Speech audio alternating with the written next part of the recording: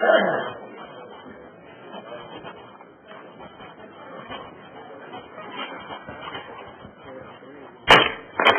rise.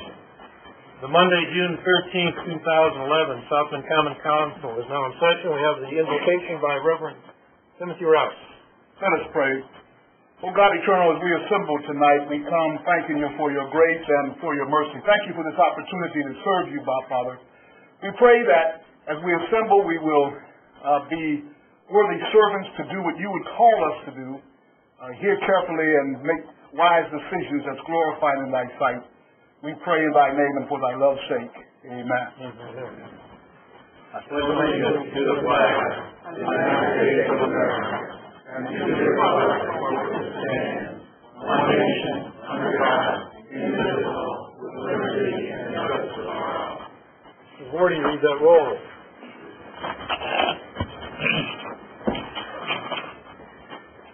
Mr. Henry Davis. Henry's here. Mr. LaFountain. Here. Mr. Spazella. Present. Dr. Varner. Present. Vice President Oliver Davis. Present. Mr. Persich. Councilmember Rouse. Present. Councilmember White. Present. President Dieter. Present. Mr. Wardy. H. Present. Thank you. Can I have a report from the Subcommittee on Minutes? To the Common Council of the City of South Bend, the subcommittee has inspected the minutes of the May 23rd, 2011 meeting of the council and found them to be correct. Therefore, we recommend the same be approved. Signed, Derek Dieter, David Varner. Move for passage of the minutes. Second. Motion second. All in favor? Aye. Any opposition? Under special business, before we begin the resolution under special business, I'd like to make an announcement regarding Bill 2711, which probably a lot of people are here tonight. Earlier, the mayor came to the council and gave us an amended version of that ordinance. What will be heard tonight as passed under the Personnel and Finance Committee will be the St. Bill project and also three funds, utility revocation, Riverwalk repairs, and equipment investments. All the other items that were in the original 2711 will not be heard tonight, but under special business, everyone that made the trip down here tonight to speak for or against that, we will entertain you to speak publicly against that. You have for or against, or just your own opinion on that. Everyone will have 3 minutes to talk about that. Each of those, again, on the mayor, I told the council tonight he would bring those back. We don't have specifically the dates when that would happen, but the mayor said he will bring those back, which again will afford people public comment during committee meetings and public comment on each of those subject matters when they're brought before the council. Okay? So, seeing that, Mr. Vorty, will you read 1143? A resolution of the Common Council of the City of South Bend, Indiana, publicly commending and honoring Chuck Freeby for winning the 2010-2011 Indiana High School Athletic Association's Distinguished Service Award. Thank you. I'd like to ask Mr. Freeby and family members or wife, or whoever wants to stand with them, to come on up.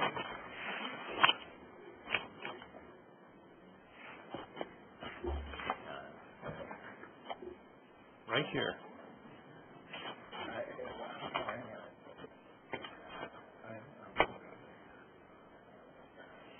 Council members, Derek Dieter, 413 West Navarre.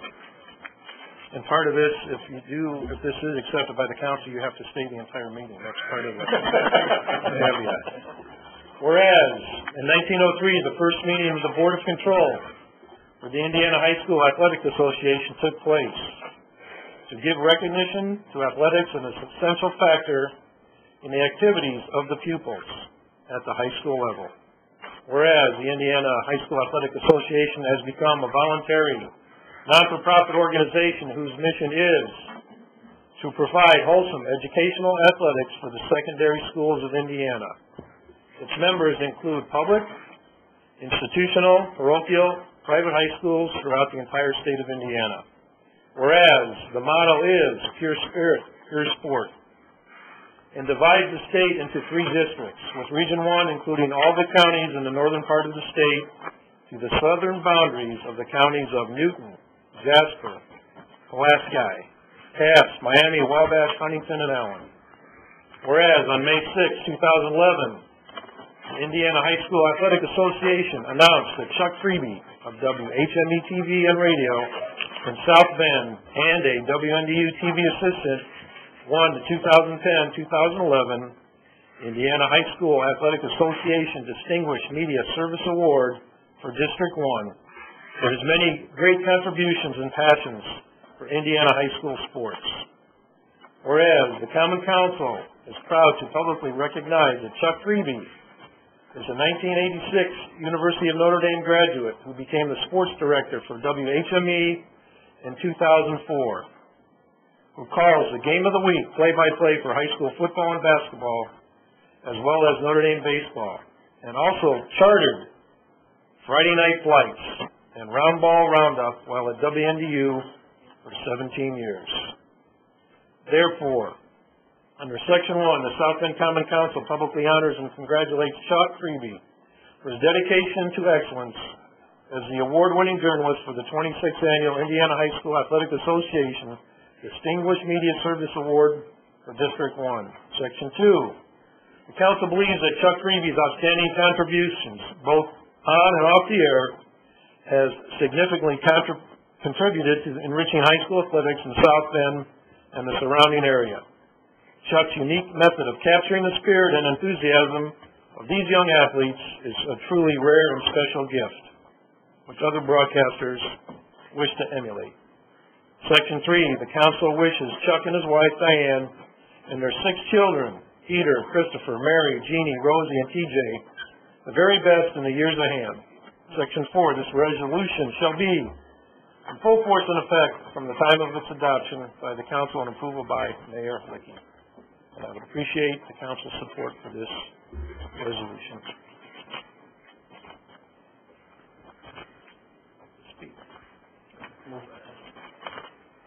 I'm humbled and honored that anybody would take the time to draft up this many whereases. And with Mr. Krusitz not here, seeing how I've umpired some of the games that he has coached before, I can only think that that will work in my benefit. But I thank you for your time tonight, and I know you have far more pressing matters than this, so if you must, go ahead and vote it down. Move that we adopt this by acclamation. Second. All in favor of it being voted by acclamation, say aye. Aye. All opposed? It carries.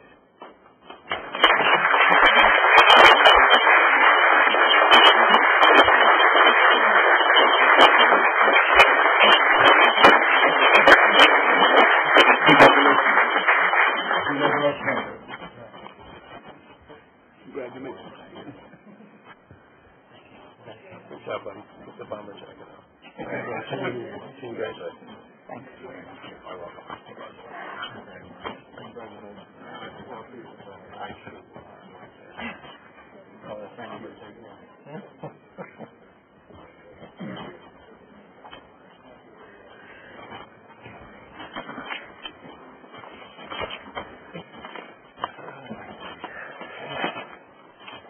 Do we have any report of the city officers? Seeing none, can I have a motion to resolve in the committee of the whole? So moved. Second. All in favor? Aye. Any opposition?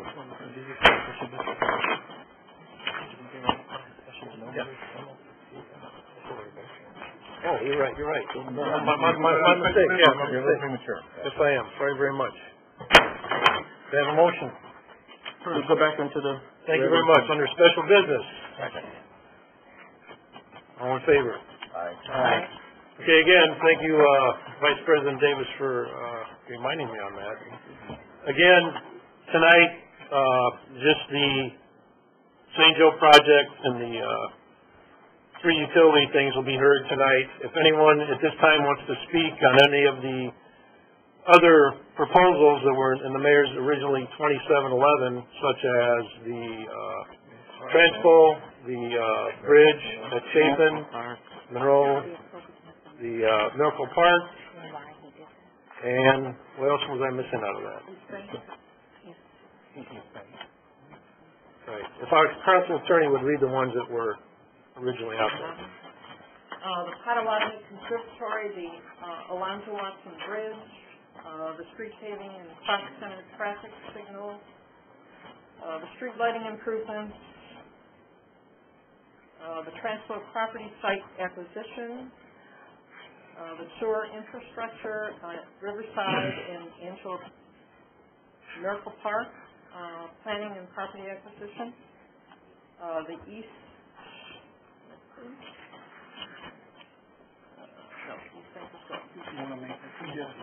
So if anyone, again, wants to speak on those, since you're here tonight, you may go up there again. Those will be, at some point, when the mayor brings that back to the council, you will again have that opportunity.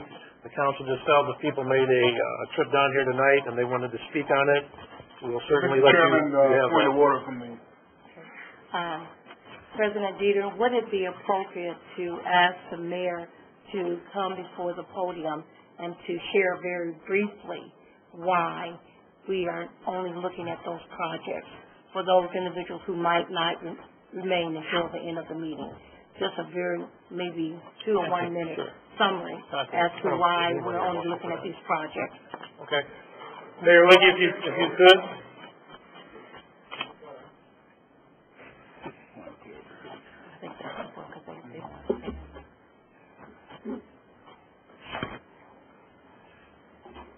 Mr. President, members of the council, my name is Stephen Lickey, Mayor of the City of South Bend. Offices on the 14th floor of this building.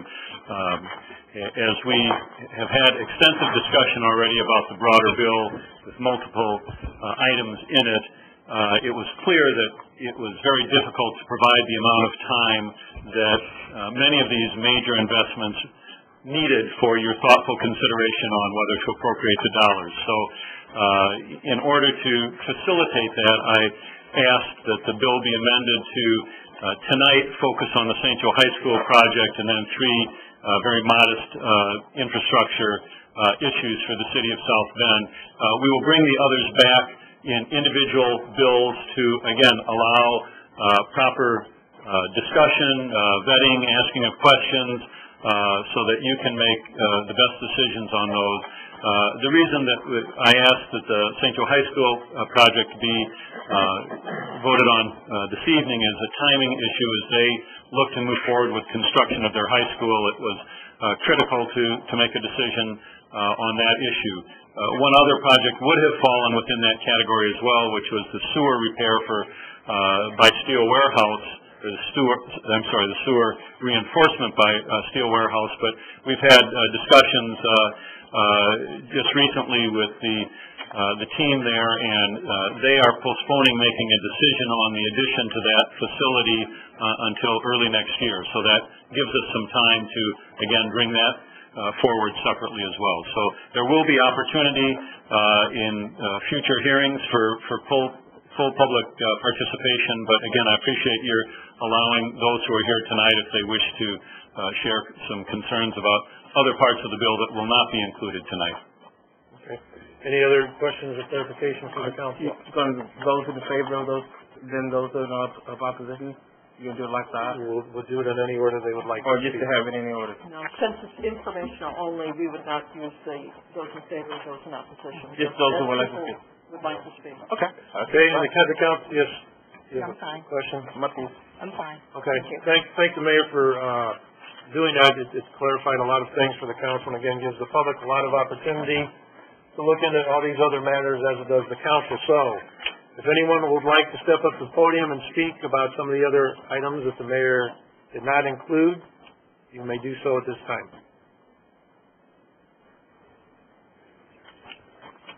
You can line up. So just for the sake of time, if you would all step up to the mic, or you can get in line actually, and that way we could go through this quickly. Just need your name and address. I am Carol Martin. I am a 16-year-old at Mishawaka High School, and I maintain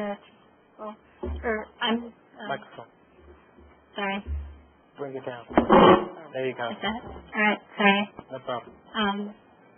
My name is Carol Martin. I am speaking on behalf of the Miracle Park for Challenger Little League. I'm a 16-year-old at Mishawaka High School and maintain an average 3.7 GPA.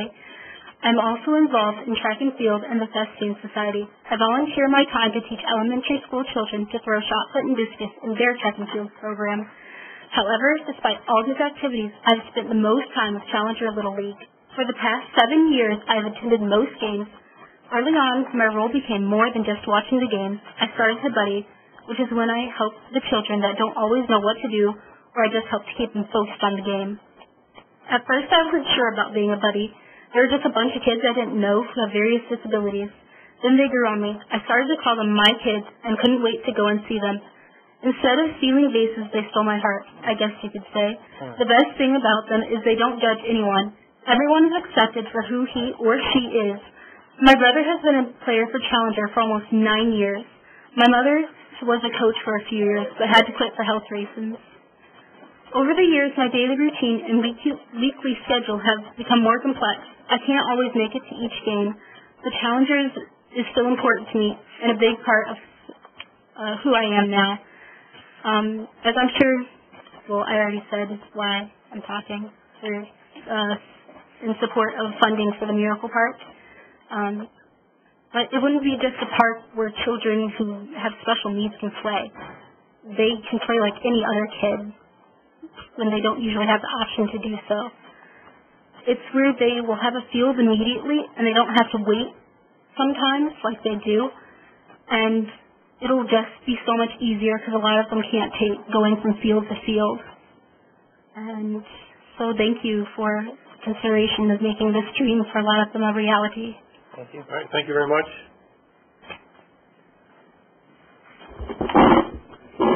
Justin Saunders, 119 LaPorte Avenue. I was going to speak about the entire project, so my numbers might be off since you guys have moved stuff around. But you're looking at about $8 million in projects, most of which are on the east side. I was kind of shocked by a quote that was in the newspaper from our mayor that said that this was for the future of South Bend. The future's the east side. What about the rest of the city? What about the west side with all the crime and the violence? 17 shootings in the last month. Okay. At what point are we going to spend city dollars on the part of the city that needs it the most? Okay. This is absolutely ridiculous.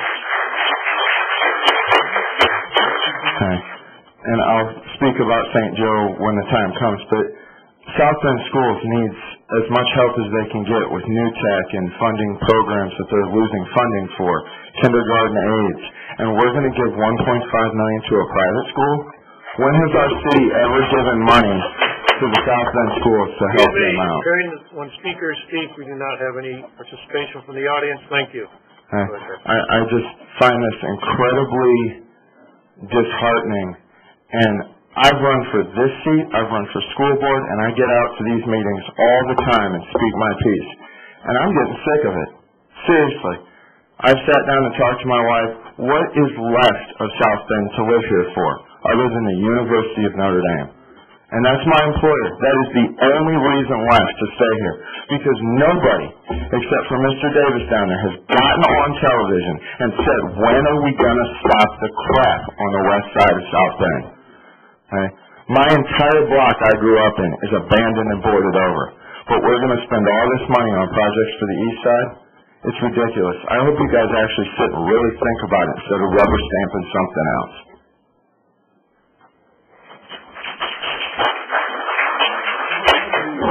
Excuse me, this is the last time. Any other participation like that, the Sergeant of Arms will remove you from the meeting. Thank you. Okay.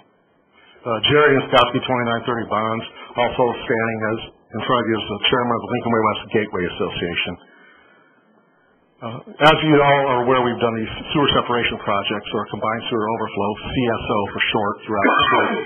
If you take a tour, a cursory tour of Harder Heights around Notre Dame, the project they did around Washington High School, and the project they did around Edison School, you will see something similar to what they did in our neighborhood in Lincoln Manor. They call it the Kennedy Park project in our area. and that is where not all the curbs were completed. They have old curbs, and then the new curbs would tie into them. However, a cursory look on my part may require some more further investigation, shows a difference between those three areas in our neighborhood. And that is, in most places where the city did not build new curbs, you have visibly discernible curbs that you can see. Come to my neighborhood. Come to Goodland, come to Eclipse, come to Westmore, and you will see where the street's paved over what used to be curbs. We don't have curbs. So as we move forward, you guys took a tour, I remember a couple of years ago, about abandoned and vacant houses around Cottage Grove and that area. I'd love to take a tour, if I could, of those areas and then come to our neighborhood and see what it looks like. Before we go spending more capital money, we were told that there wasn't enough money to do all the curbs in our area. Well, now all of a sudden we've got this money that's come up for a capital budget. So what I'm suggesting is that before any of those other projects move forward, let's take a look at what's been started and see if we can complete something that's been half completed. Take a look. If you haven't been in the area between Lincoln and Westmore, Olive and Bendix, take a drive through the neighborhood. See how beautiful it is now that we've had this project in our neighborhood. It's a nightmare, quite honestly. So as we move forward, please take that in consideration. And if any of you would like to meet me for a tour of that area, or Councilman Davis, be happy to do that. Thank you for your time.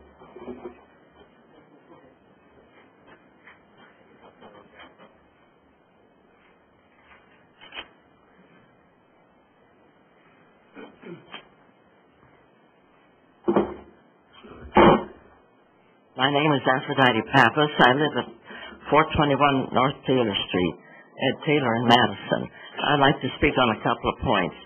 The bridge that they want to tear down and rebuild to go from the plaza to the new talk center, I go past there practically every single day for the last 11 years, and I have never seen anybody ever use that bridge. And I even wonder whether a bridge is really needed there. I go day, night, evening, weekends. I haven't seen a person in 11 years ever use that bridge. Did anybody talk to the people there whether they really think it's worth it? They can go to the corner and use their light. And why not use that money to paint the bridge at Western Avenue and Walnut? Is that going to be painted now that you're making that new underpass under Walnut? Put the money there. That bridge is terrible. Just awful. So are a few other bridges in South Bend. They needed repair.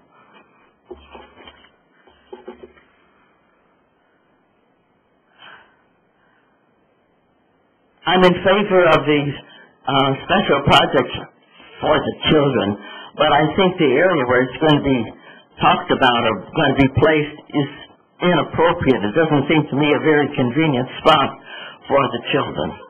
That's my comment. Thank you very much. Thank you, ma'am.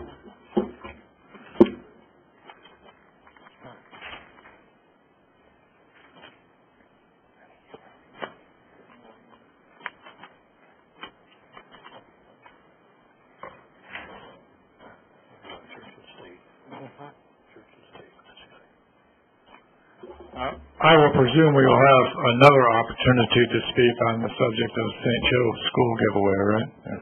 Okay. All right. Shortened. Oh, I'm sorry. S.J. Sabo, Mishawaka Avenue in South Bend. I need your address. Mishawaka Avenue in South Bend. You have an address, though. Yes, Mishawaka Avenue in South Bend. A numerical address. That's an issue of privacy, isn't it? Council Attorney, how you want to proceed? Up to a majority of the council. Please. Majority of the city code calls for the residential address. It always has for members who wish to speak. 555 Mishawaka Avenue, South Bend. I have a point of order. There is no such address. So if you'd like to speak, we need your address. Yet no one gets the mayor's home address. What's up with that? This is silly. I'm a citizen of this city, and a taxpayer. Sir, during the public portion, any member of the public who wishes to speak in favor or in opposition, the council rules require you to give your residential address. Maybe, but she's right. No one else has to. Only our citizens have to stand up and say, oh, I live right at this spot.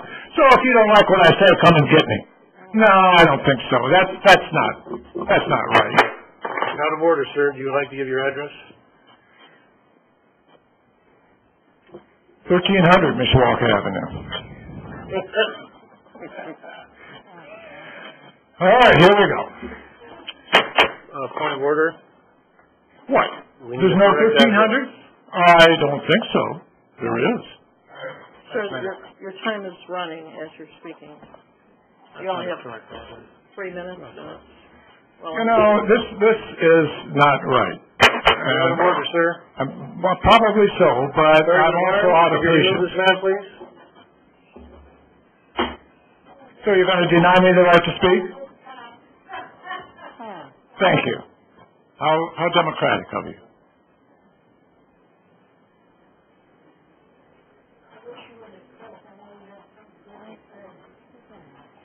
My name is Thomas L. Smyslow, 51042 Prairie View Way, a resident of St. Joe County. I'm not going to try to break up the different projects that you have listed that the mayor wants the money for. The only thing I want to say as a taxpayer basically is the fact that it wasn't too long ago, all of you sat up here and voted in a new safety tax, doubled our local income option tax. And have we forgot that we did that between the city and the county, that we increased taxes on St. Joe County residents, whether in the city or the county? My old property went up $500 in property taxes in this last year.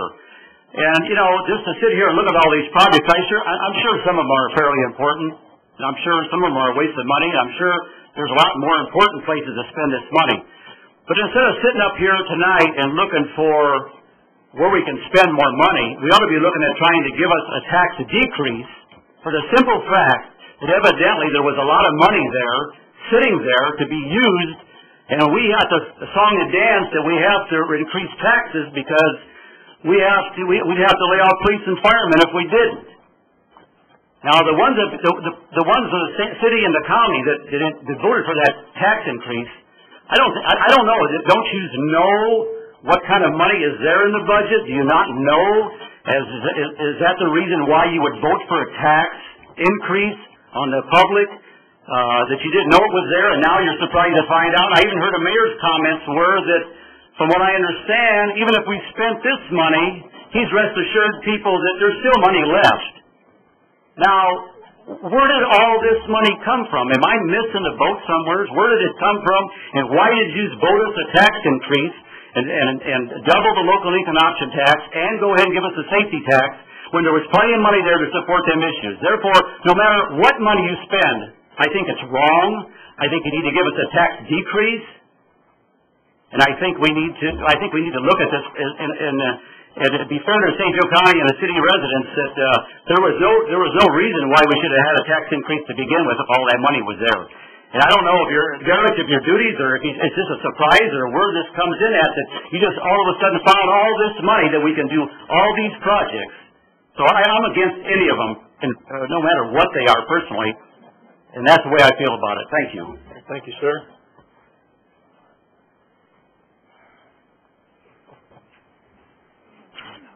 My name is Dan Harshman. I live at 1839 Wilbur Street, South Bend. I'm here tonight on behalf of Logan Community Resources to ask for your support of Miracle Park. As you've seen, I think, in other presentations from Mr. St. Clair, this project presents a great opportunity for people and families with disabilities, both youngsters and young adults. I think, too, it will have over time, I think it'll prove to have great economic impact as it, we hope, develops as a regional site or a state site for other games and competitions. And I also think you should know it really gives hope to families that you reach out to people who have needs like this and are supportive of their growth and not only their opportunities to participate in sporting events, But sports is also a means for them to gain confidence, other life skills, and participate more fully in our community.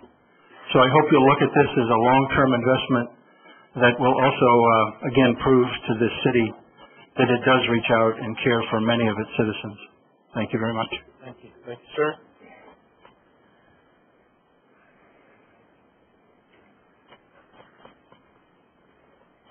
Jesse Davis, 1333 East Calvert Street. I guess, there's a lot of talk about Miracle Park, so I'll hit that one first. I'm not really opposed to the park being built. I think it's a good idea. I think it should be saved for better economic times. Right now, as I said at the last meeting, we're already cutting hours at our own parks throughout the city and the county. I'm sure employees at the parks are probably getting less hours as well.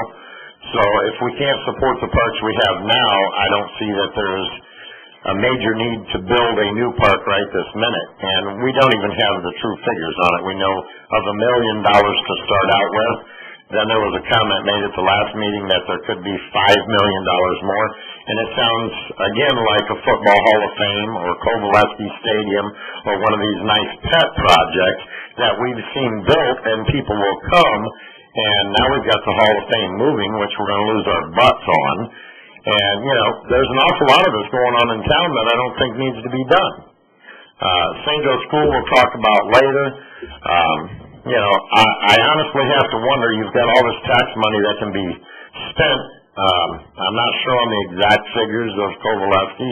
I know it was above $7 million. And now you're talking another 9.2. So you're approaching that $20 million mark just on these little special pet projects. And I'm just curious as to who's reaping the benefits from this and the profits from this. We hear this joke of local contractors, are going to benefit from this. I see an awful lot of out-of-town contractors working on these jobs. And I know of an awful lot of local contractors who aren't working.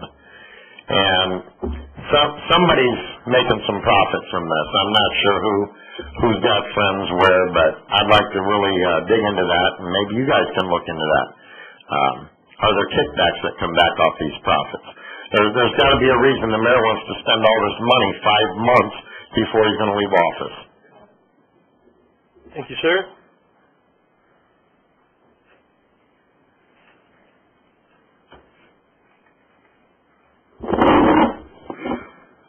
My name is the Reverend Barrett Berry, 1251 East LaSalle, South Bend, Indiana. I stand before you enthused, encouraged, and embarrassed. I'm enthused that we do have money allotted to do improvements in our city. I'm encouraged that we actually taken the time to present it for public discussion. And I'm embarrassed that these numbers were presented without detailed information as to how we will spend them. I'm also embarrassed the fact that they're only limited to one portion of our great community. I think if we're going to have a holistic approach to doing development in our community, then we should do so. But I'm encouraged just to still that we had an opportunity to lay it out and to discuss it. $300,000 for beautification. We talk about entryway into the city of South Bend, Lincoln Way West. What would that do to encourage the growth and development of our community, the whole city as a whole, if that entryway was beautified? If those businesses were encouraged to continue to have investments there, if we would take that allotment of money and do some revamping to support the neighborhood stabilization program to level and demolish and recreate and develop communities as a whole, what would that do? Where's the creativity in that? Where's the intellectual curiosity as to how we came about this process? Where's the intellectual capacity to present something that speaks to the volume of what we can do with $9.1 million? I question that we've fallen short.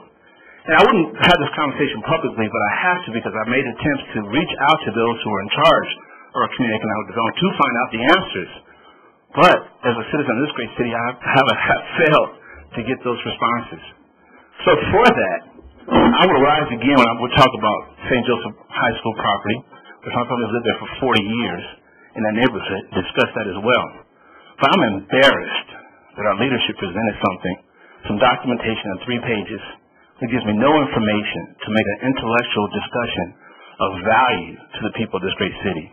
Because we said that it makes $9.1 million to distribute on a small portion of our city won't benefit the majority of our citizens who live in this great place.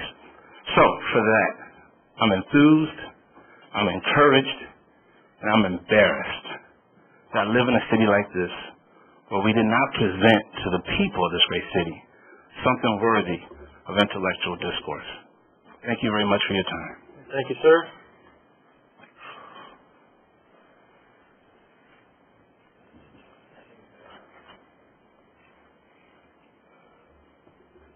Good evening, Stephanie Spivey, 1812 Dutch Court, 46614.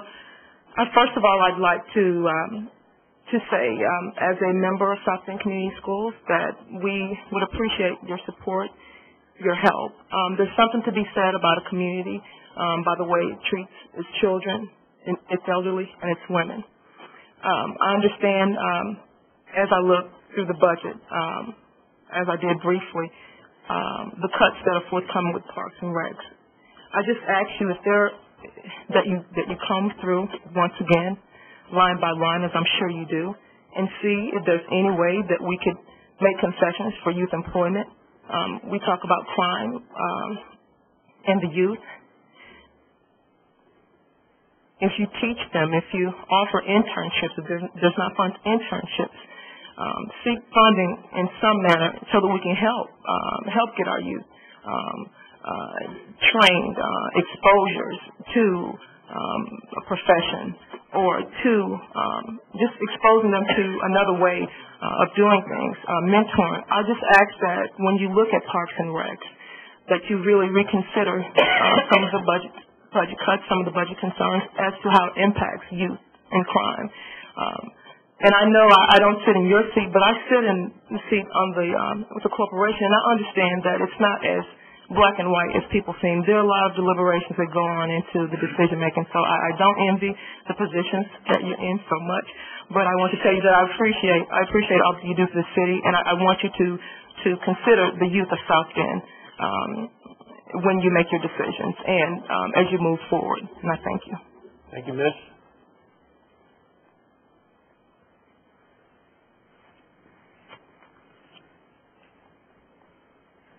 Good evening. My name is Randall Bird. I live at 425 Alonzo Watson Drive, apartment M. I really would like to speak on that pedestrians crossover. Contrary to what I heard earlier, I live, if anyone's not familiar with that area, my apartment is directly next to that crossover itself. I can look right out my window and watch that everybody go across that street. Like the council consider, we have a lot of children that are very young that's in that area that's not capable of getting across that street as quickly as possible, and they do use that crossover. And I know when they start working on the Croc Center, they have surveyors over there, and I was told by the surveyors they was going to reconstruct that crossover so that everybody can use it, that it was needed. Since that time, they said they was going to condemn it, and it's been condemned for approximately over a year now since they started working over there. But I do like the council to understand that children in that area, and we have quite a few children in that area, and go back and forth across that walk. You utilize it just to get across the street. Some of them can walk slow, and some of them can walk fast. We also have disabled people in that area that generally will need that crossover. I think that it would be a wrong decision for the council to vote it as far as tearing it down and not rebuilding it. It's something we need very much. Thank you very much for listening. Thank you, sir.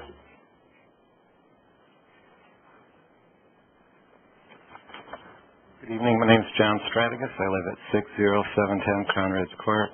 I'm the owner of Barnaby's Restaurant at 713 East Jefferson Boulevard. I wanted to talk just briefly about the Transpo site.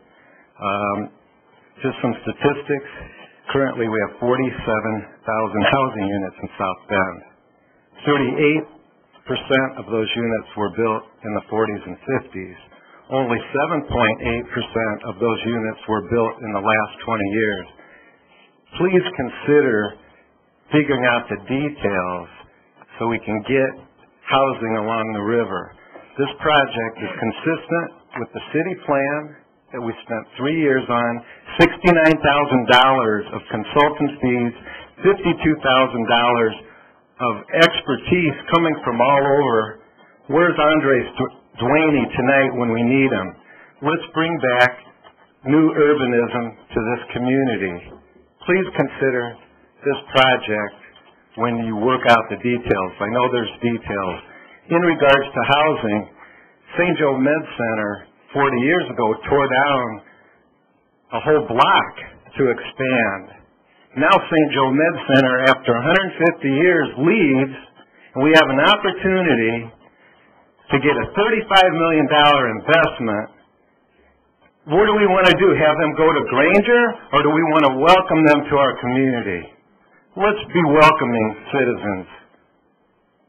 And I do support Miracle Park. Thank you for your time. Thank you, sir.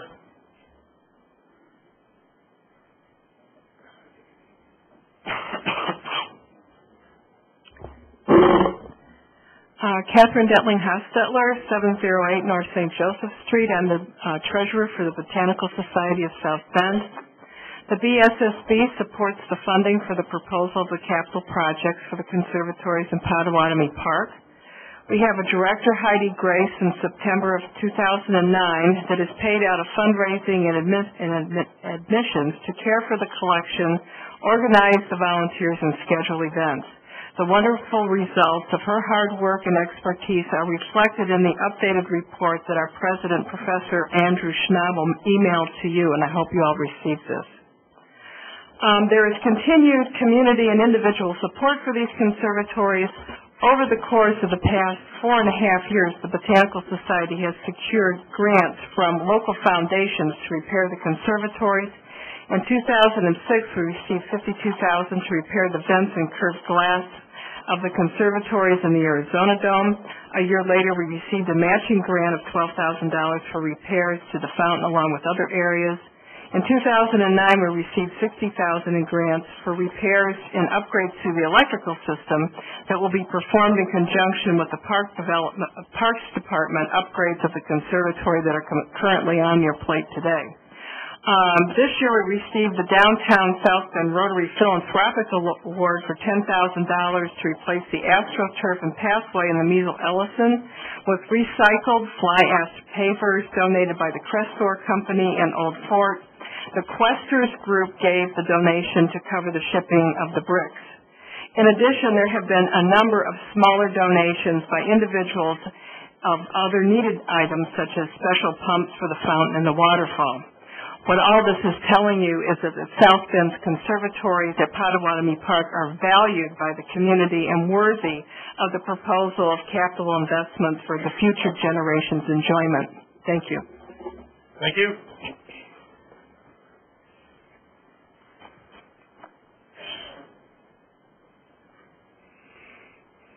Good evening, everyone. I'm Carrie Shine. I live at 1429 Honan Drive in South Bend, 46614. I just wanted to make a comment tonight. I feel really a lot of anxiety as I read the papers these days because our community, in addition to our country, of course, is really in a time of scarcity. You have a lot of pressures and also desires that are facing you to allocate these funds for these various projects that are being presented in this particular bill.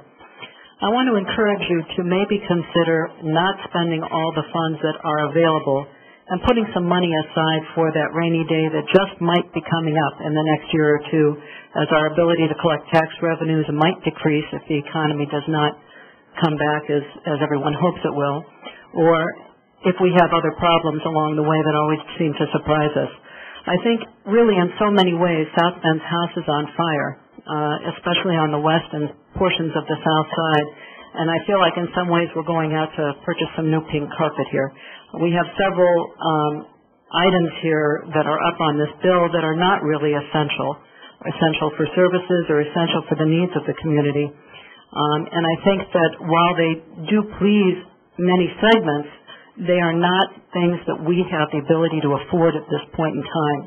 I would like to ask if the council might use the concept of essential need and also how many people these new projects will serve as part of their analysis for which projects they actually decide to vote and approve on in the next debates. I would like to see projects like Miracle Park or the other really well-intentioned projects that we have on the board. Perhaps there are other ways to address them. Instead of funding them all at once, maybe they can be funded over a period of years. Maybe some of the project can be modified or partnered with other parties within the community so that we can reserve some funds for the rainy day that might be coming up in the next year or two, where we really will need funds for the west side and for the south side for the things that need to be done over there. I also would like to see more funds set aside for local small businesses and allocating some of these economic development funds to small businesses that are locally based as opposed to larger firms that come to solicit business from us. And I thank you for your consideration. Thank you. Thank you, ma'am.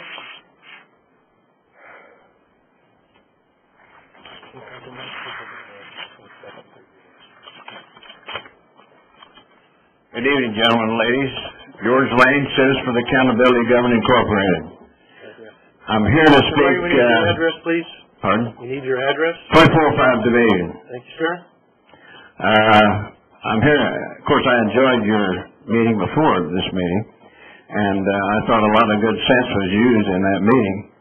And also the fact that the things that you said, you're not the bad guys.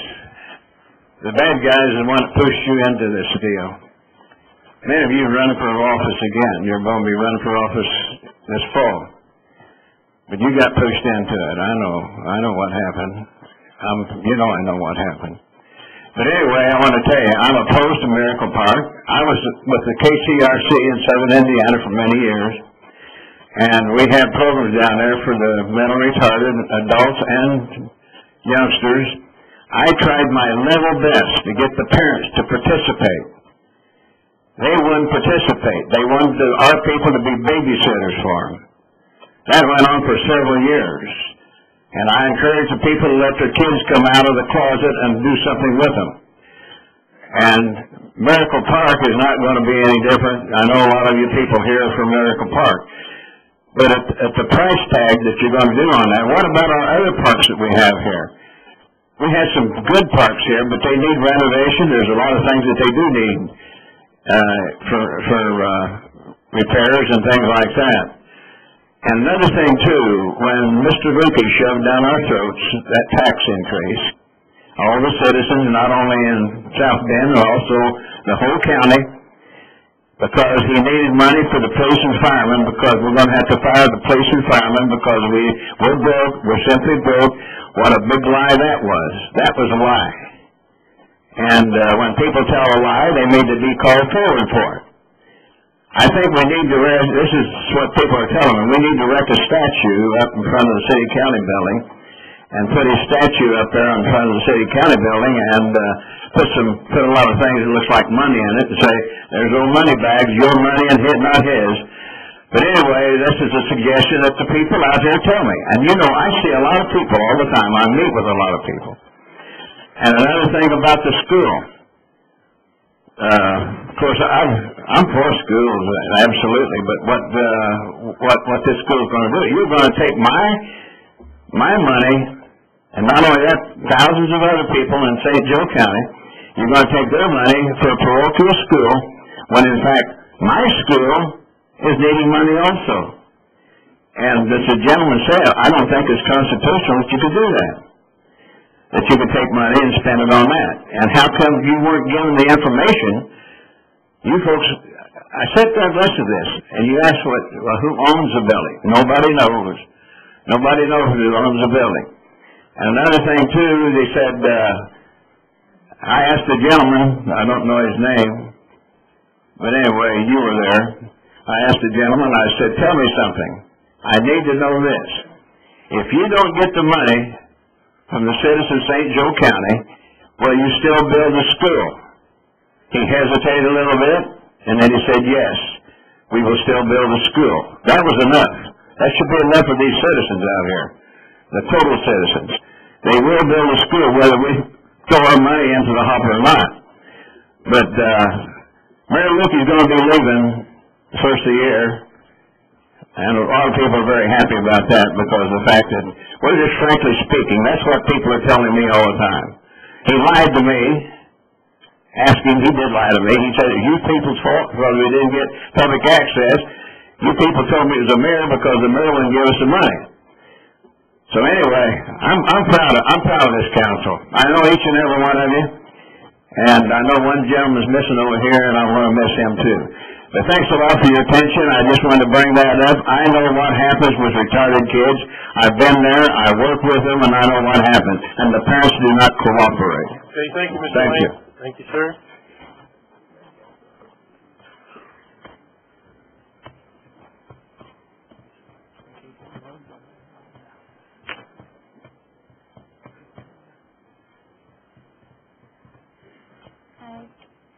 I'm Carol C.J. Rowland, 1001 Mayflower Road. My daughter, Christine.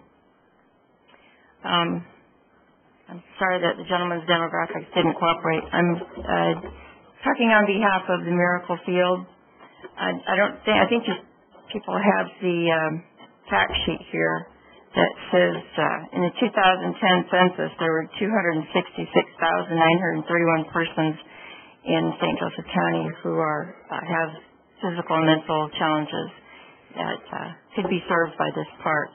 I'm speaking just as a parent. I'm a parent of twin girls with special needs. Christine here is a wonderful girl, moderately disabled. Her twin sister is severely, profoundly challenged. We use the Challenger Little League twice a week. We play all the time. We've been playing for 9 years now.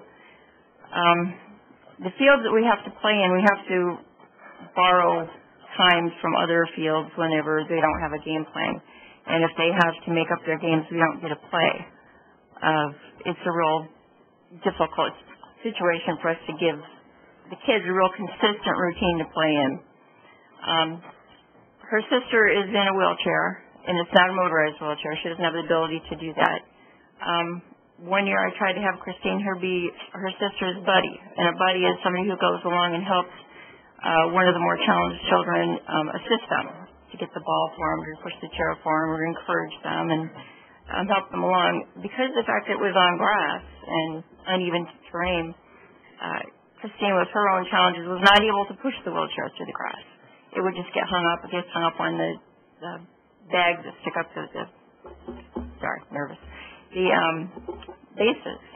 I just saw a kid last game who was running with being pushed in his wheelchair, and he hit the base and just about flew out of it because of the base being raised. In the Miracle Field, I understand there would be two areas that are specially designed with special purposes, and they would have the ability for the wheelchairs to go around. There would be accessible dugouts, there would be accessible restrooms, there would be accessible seating, there would be ways for everyone in the family to participate.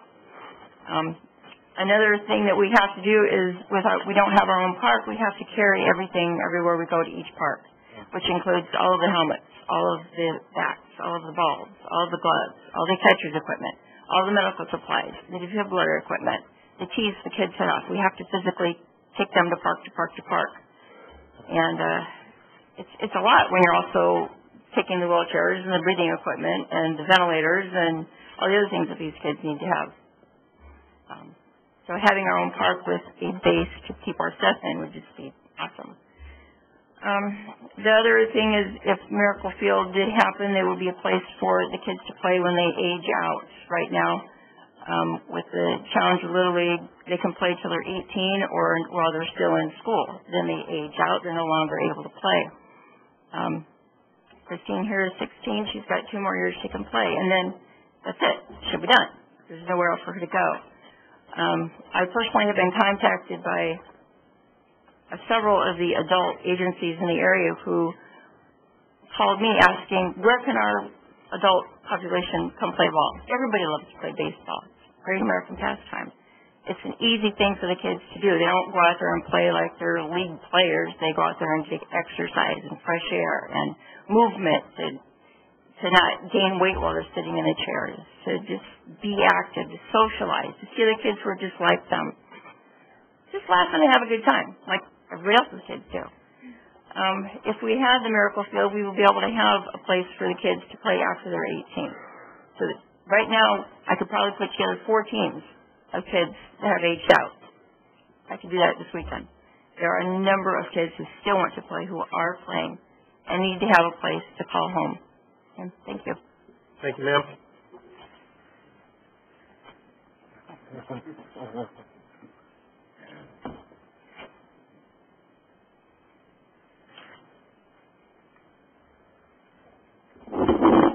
Good evening. My name is Reverend Greg Brown, 1238 Diamonds, 46628. I come to talk to the council board as a concern. Walmart posted that they want to sell assault ammunition and handguns in my community. Excuse me, Mr. Brown, that will be on the agenda tonight. And I bought some pictures and things that, and I just had things to say before I go to work. Mr. Dieter, if I may. Don't talk about that part. I don't think. Sir, we're going to be coming up with that shortly. Third? It is third. Fourth. Would we be able to make a I guess that'd be the committee chair of that. I'll wait, Mr. Dieter. I'll wait. I'll honor that. Thank you, sir. All right. Anybody else wants to come now? All right, this will be our last speaker. David Frank, 5052 Burton Wood, South Bend. I'd just like to say that I'm from South Bend, been here all my life. The taxes are higher than they've ever been before. Quality of life here is lower than it's ever been before. More vacant buildings, residential, commercial, higher crime. We've got problems in this community. We've been following the CEO, the mayor, and his advice on financial issues such as the Football Hall of Fame. I remember being in this room about 20 years ago. We had a group of people that were begging the city council not to spend our money on the Football Hall of Fame, and it was led by Steve Lickey. And the Football Hall of Fame has been a financial disaster for this community. And we're still following him. We just spent almost $10 million on Kovaleski.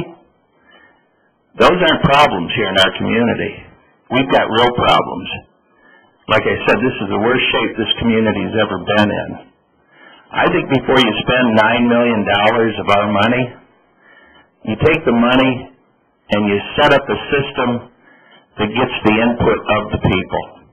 Because I can guarantee you if this issue or these issues were given to the people in this community and they were really explained, like this gentleman said earlier, in more than 3 pages, where the people in this community really understood where this money was going, I think if you really wanted the input of the people in this community, you could get it.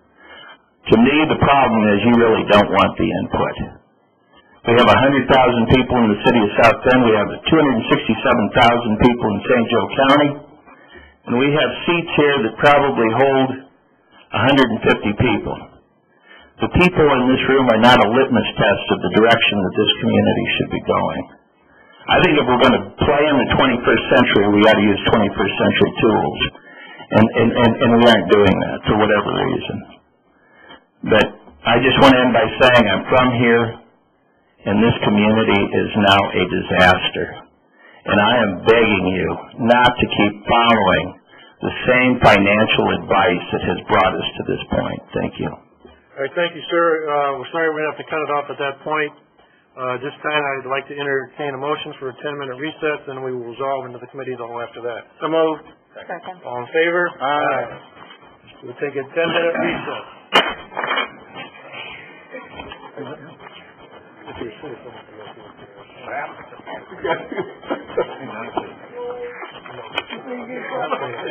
Okay.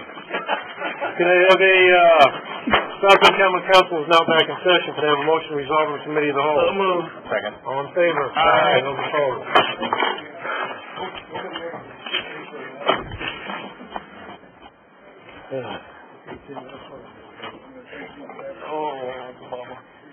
Councilman Brennan.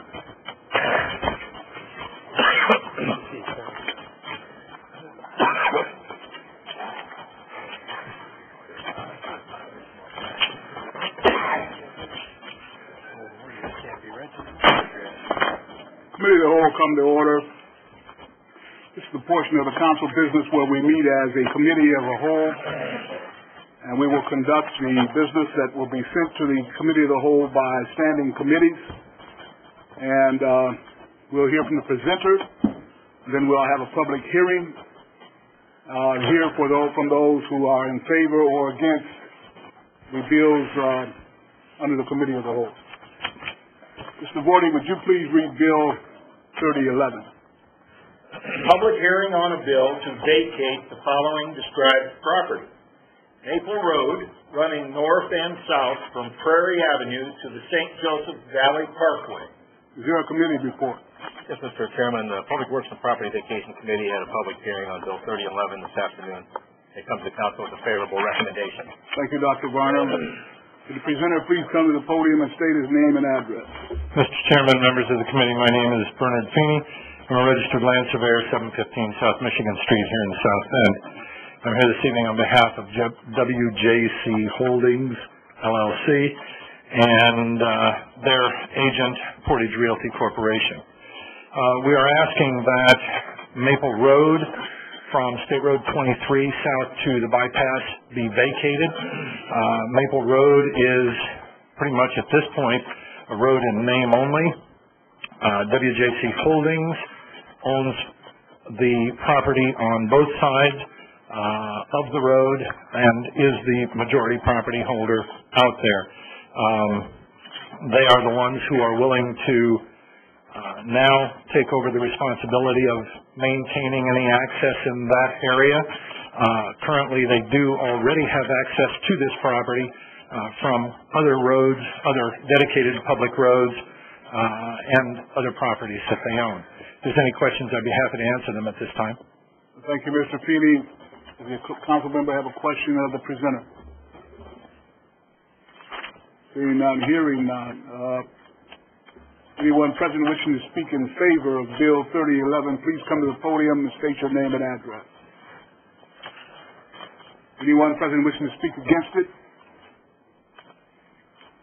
Seeing none, hearing none. Committee, is there a motion, please? For favorable recommendation. Second.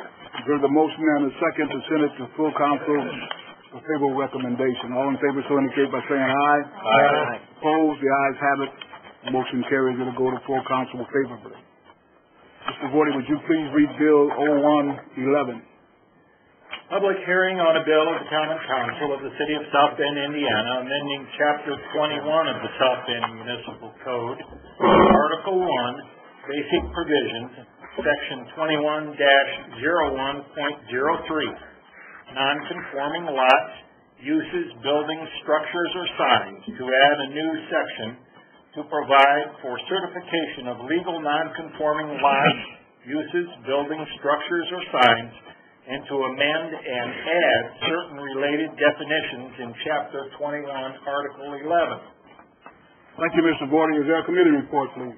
Yes, the committee of the Zoning and Aggravation met this afternoon, and we bring substitute Bill 01-11 to the full council with favorable report. Thank you, Mr. Davis. Good evening. My name is Kristen Nader. I'm on the staff of the Area Planning Commission with offices on the 11th floor of this building. This is a text amendment which was initiated by the Common Council, amending Chapter 21 of the South Bend Municipal Code. This is an addition to that code. It establishes a formalized process that would determine if a property is a legally established non-conforming use of land. It proposes a list of required and suggested submission materials, provides an application and a fee, and the issuance of a certificate when appropriate. We've also amended the definition of use and added the definition for vacant. There was no one to speak either in favor or in remonstrance at the Area Planning Commission meeting on May 17th. And it comes to you as a favorable recommendation from the Area Planning Commission. It, again, establishes a formal process for the review and certification of the legal nonconforming uses by the building department. Thank you very much. Council, is there a question of the presenter? Yes, Mrs. Pizzello. Yes. Council members, my name is Dan Pusello. I live at 1247 East LaSalle and represent the 4th District on the City Council. And in the Northeast neighborhood, in my district, it's been very difficult for years to control the way that properties were considered to be non-conforming uses or grandfathered. And this would apply to properties that had held a certain zoning use before a change was made on the zoning in that area. For instance, a store that had always legally been in a certain area, all of a sudden that property and all the property around it was declared single family, and that store is now a non-conforming use. But the particular problem that I have seen in my area has to do often with student housing. And it's very difficult to tell if a house, for example, had too many people, more than 2 unrelated people in it previously, and they're often declared non-conforming uses on very little legal reasoning. And so while we have, it's in the code book, the rules concerning non-conforming use, they're not very tight. They're not very well defined in a way that we can tell whether the use actually occurred. So my intent with this bill is to firm up the requirements for declaring a property non-conforming. Of course, it would apply to the whole city. This kind of thing happens all over the city, but it's particularly prevalent in my area. So we would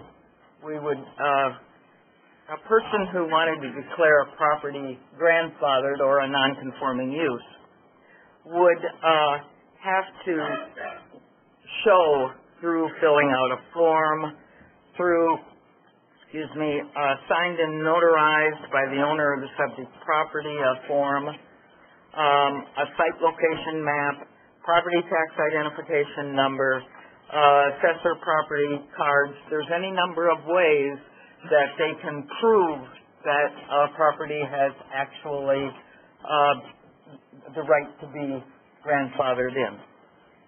But those things would be in the building department, and a person would be able to go over there and check those documents to, you can't hear?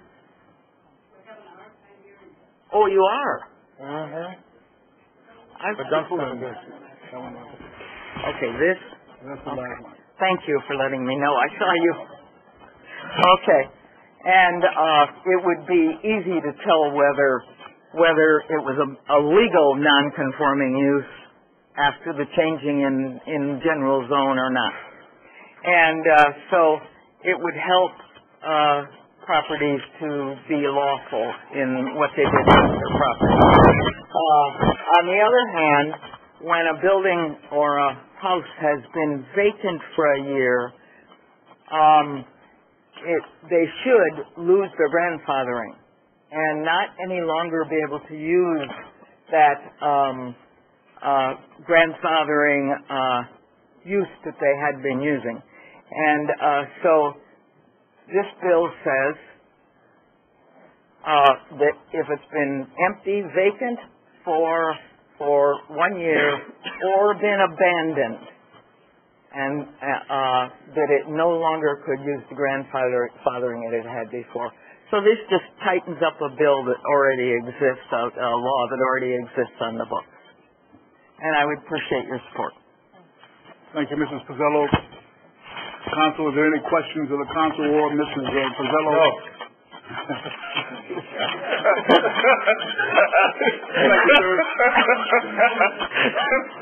Thank you very much. Anyone present wishing to speak in favor of the bill, please come to the podium and state your name and address. Anyone present wishing to speak against it? The same option. Seeing none, hearing none, council, is there a motion, please? Recommendation of substitute. Substitute Bill 0111. Yes, sir. You heard the motion and the second to send it to full council favorably. All in favor, so indicate by saying aye. Aye. Opposed, the ayes have it, and the motion carries. Do we have to take motions on these next two bills? Continue? Yes, if you would do them separately, because we have to accept the substitute bill on 3211 first before you make the motion. Okay, I'd like to make a motion 3111 be continued to 6/27/11 on behalf of the petitioner. You've heard the motion and the second to send 3111 continued until 6/27. All in favor, so indicate. Aye. Opposed, the ayes have it, and the motion carries. If you would accept substitute bill 3211 as on file with the office of the city clerk. So moved. Second. You've heard the motion and the second to accept substitute bill 3211 as on file in the clerk's office. All in favor, so indicate by saying aye. Aye. Can we have a motion to continue now? Move that 3211, substitute 3211 be continued until June 27th. Second. You've heard the motion and the second to continue substitute bill 3211 until June the 7th. All in favor, so indicate by saying aye. Aye. Opposed, the ayes have it, and the motion carries. Mr. Vorty, would you please read Bill 2811? Point of order. I just missed something. 3211 is the bill that we're considering the firearm. That is a bill that the city administration filed a substitute version which included additional information that was not in the title. Therefore, in order to give proper notice to the public, it must be advertised first. Okay. The bill, Councilmember Davis said, I think you're thinking about is a resolution that'll come up a little bit later. Oh, okay. The Walmart situation. Sure, right. I'm sorry. That's why thank you. All right. 2811. Public hearing on a bill of the Common Council of the City of South Bend, Indiana, amending Chapter 17, Article 2, Divisions 1, 3, 4, and 6 of the South Bend Municipal Code to incorporate the Environmental Protection Agency's, EPA's, Model Pre-Treatment Ordinance. Is there a committee report? Yes, Mr. Chairman, the Utilities Committee had a meeting today, and we bring Bill 2811 to the full council with a favorable report. Thank you, Mr. Davis. Is there a presenter present, please?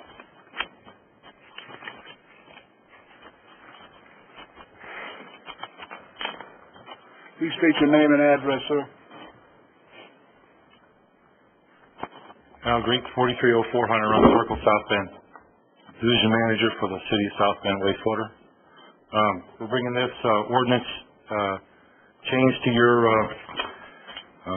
plate tonight because of an EPA mandate which requires that we update our local municipal ordinance to stay in compliance with federal EPA codes that are regulated with the city's NPDES permit. The changes that come to you tonight actually came up in an audit that the city had several years ago, and they found several articles that needed adjustment, and they asked us to start on the process to update our ordinance to keep in compliance with those requirements. This ordinance is really in the city's best interest. It protects the river, it protects the infrastructure in the city, it protects the industry, and it regulates pollutants of discharge into the city's collection system. And so if there's any questions, we could feel free to answer them. Any questions of the presenter?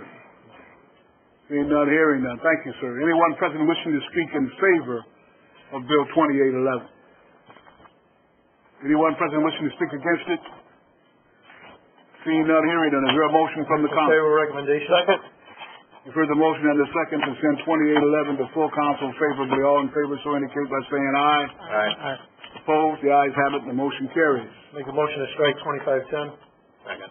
You've heard the motion and the second to strike 2510 at the petitioner's request. All in favor, so indicate by saying aye. Aye. Opposed? The ayes have it, and the motion carries. Mr. Vorty, would you please read Bill 2711? Public hearing on a bill of the Common Council of the City of South Bend, Indiana, appropriating $9,150,000 from major capital investment projects in 2011. We accepted the amended version. Make a motion to accept the amended version. For the motion and the second to send amended version of 2711 All in favor, to indicate by saying aye. Aye. Opposed, the ayes have it, the motion carries. Was there a report from the committee on the amended version?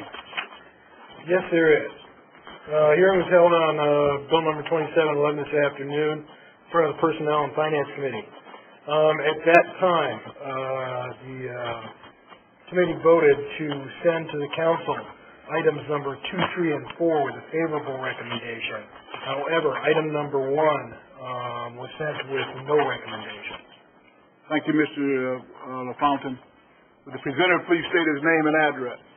Thank you, Mr. Chairman, members of the council. My name is Steve Licky, Mayor of the City of South Bend, 810 Leland Avenue.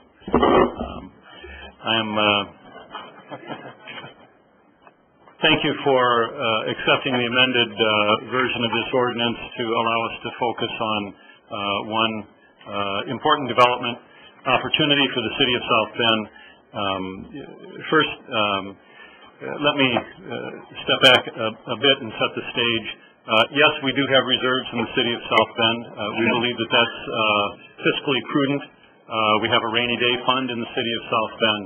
And we know the difference between operating dollars and capital dollars. Operating dollars are annual expenses that go on. And if you take one-time monies and spend them on operating expenses, you run your purse dry pretty quickly and then are really in terrible financial condition. So we have had a policy of trying to reserve dollars to be able to invest in important projects for the City of South Bend as we've had the opportunity, and we believe that that's the right thing to do. In the bill tonight, there are 4 items before you. The 3 that received favorable recommendation from the committee are repairs for the Riverwalk. There are piers underneath the section of Riverwalk over the river by the Colfax Bridge. Those piers are deteriorating. We would like to be able to repair those so that the Riverwalk remains safe and structurally sound. There are dollars for a new irrigation pump at the golf course. The old one is completely worn out, and if it ever stops raining, we may, in fact, need a new irrigation pump this year. And the third item is, of course, lost my place here. US 31. Oh, yes, US 31. Thank you, Councilmember White. The new US 31, as it comes into the city, crosses over some of our utility lines, and we are asking for dollars to do engineering work to be able to relocate those lines out from underneath the highway there as we move forward. So we believe that those are important and worthwhile investments for the city, but really the main thrust of the bill tonight has to do with the opportunity to support a major investment in our community, an investment that I believe is good for not just the East Bank and downtown, but for all of South Bend, an opportunity to support a $35 million investment in our community that will put people to work, building a new high school that will provide opportunities for residents in our community as well. This is a great investment in the city. When we think back to the time when St. Joe Hospital was making the decision whether to stay at that site and rebuild on the site, we had many discussions with the administration there and had proposed a package of up to $8 million to support their staying at that site. I was told by many community members and council members at that time that we should do whatever we could to support that institution, and we did. For a variety of reasons, they chose not to rebuild at that site. But I just want to point out that I certainly was willing to invest major dollars to support a private institution, faith-based institution at that location.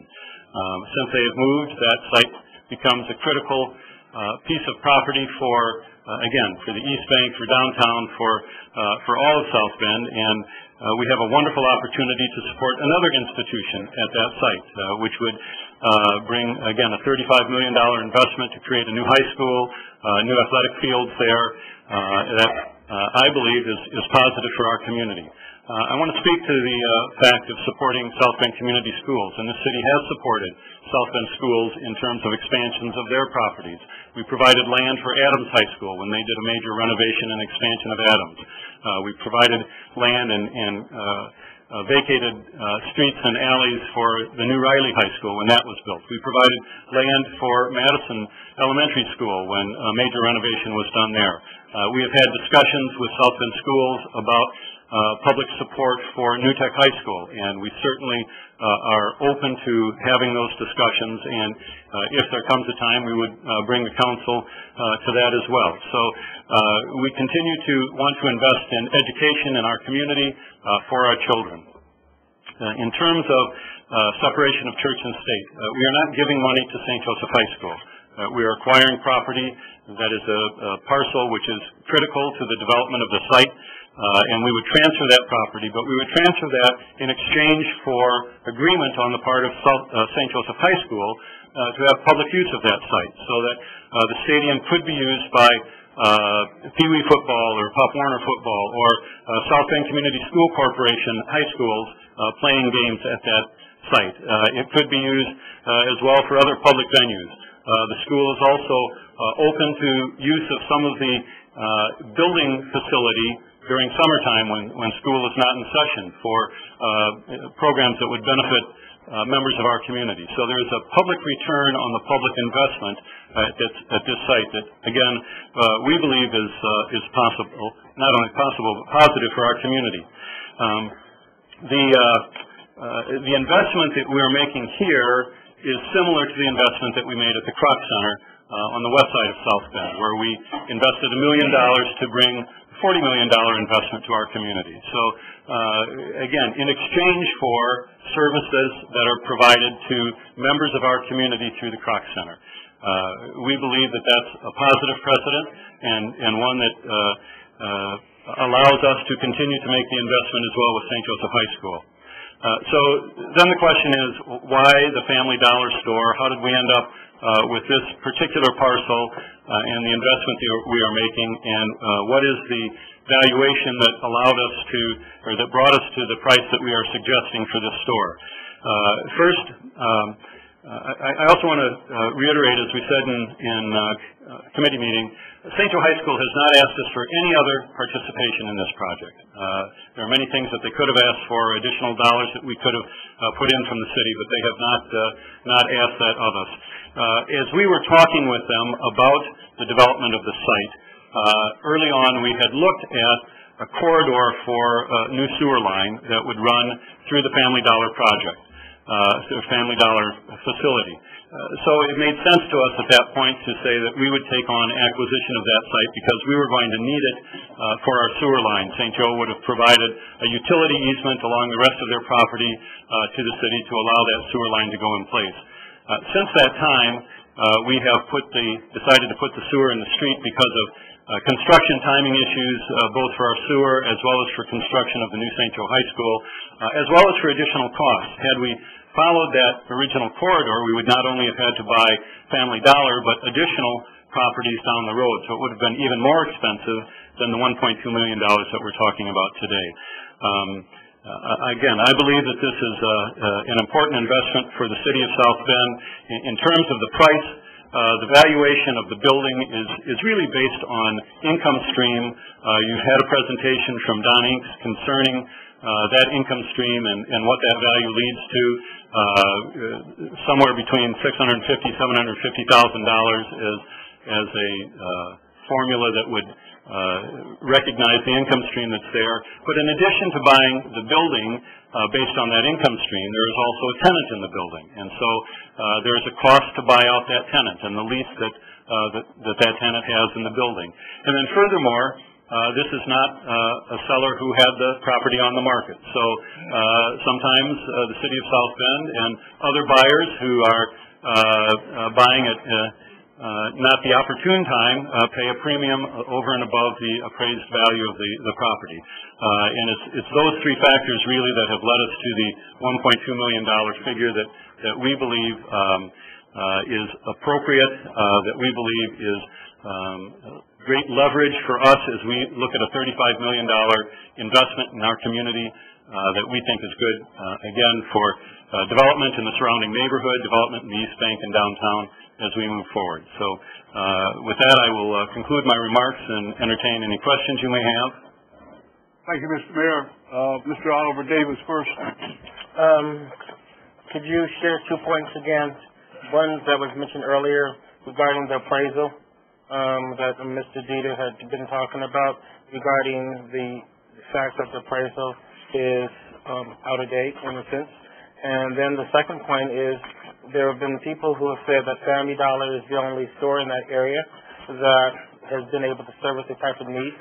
Because when you look at the stores that we have downtown, you have to go way on the west side or way up to past 80th Street or further north to get housewares or those kind of materials that are sold at Family Dollar. So if that store is removed, what is your plan to have a store similar to that type of a store in that area? So could you address those 2 points? Sure. The information that we have provided to council, we referenced earlier appraisals that had been done, not saying that those were what we were using as the basis for our price, but to show a comparison to the price that we generated. So staff actually used a formula based on the income stream of the property to generate what we believe is the appropriate value. That the assumptions that we used have been validated by an MIA appraiser in saying that we made the right assumptions to come to the value that we came to. So we weren't using the 2002 appraisal or the 2007 appraisal. Again, we showed those as comparison that the value that we came to was a comparable value. In terms of if this store closes, which obviously would if we acquire the property and then transfer it, we certainly will look to attract services for the neighborhood and for the downtown area that will be appropriate for our residents in the area. I have no guarantees that can happen, but that certainly is on our list of important things to do as we move forward. Yeah, that is a concern because there's no store. We used to have Oscars downtown, but there is literally no store downtown for that issue. Ms. White, please.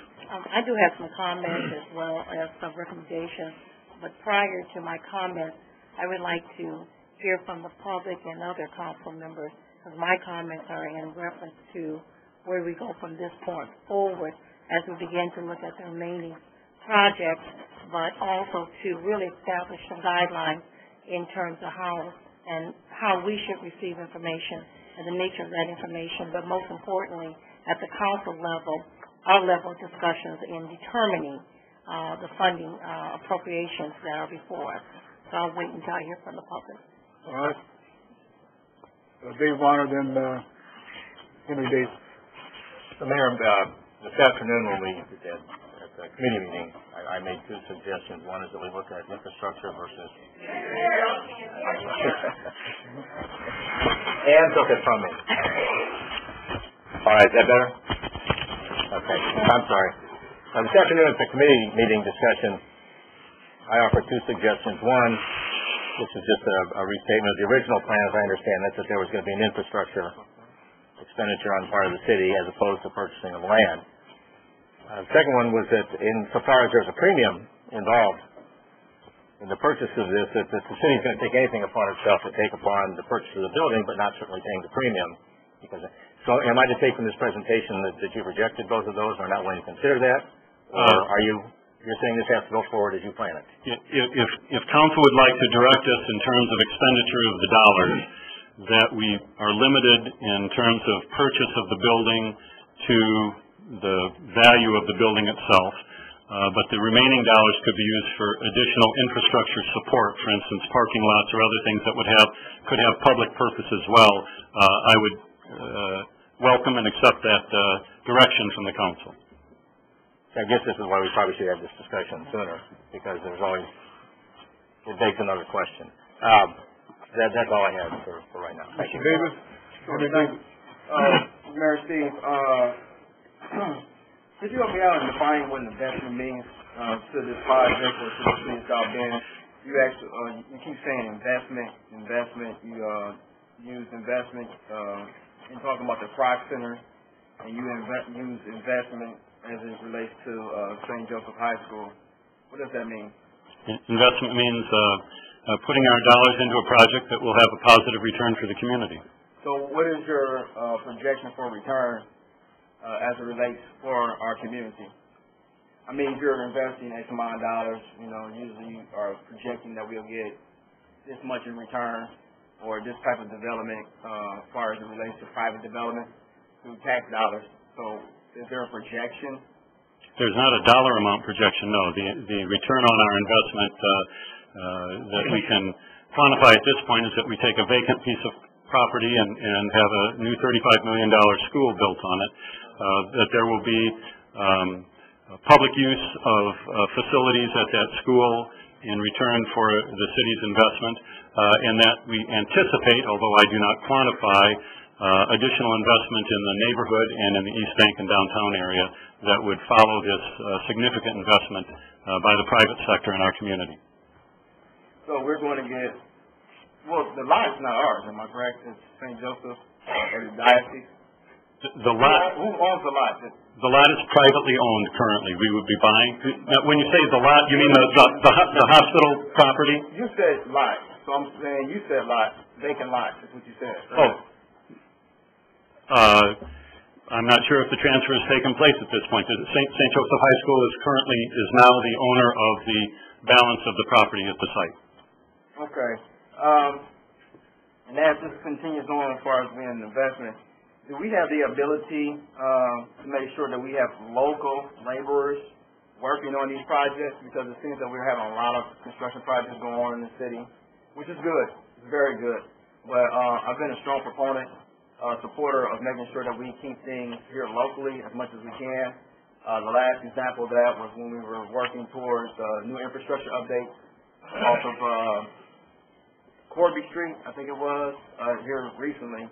And when we were only able to get to 20% for, or project labor getting for 20%, are we looking to make sure that we get higher numbers for local laborers for projects such as this one?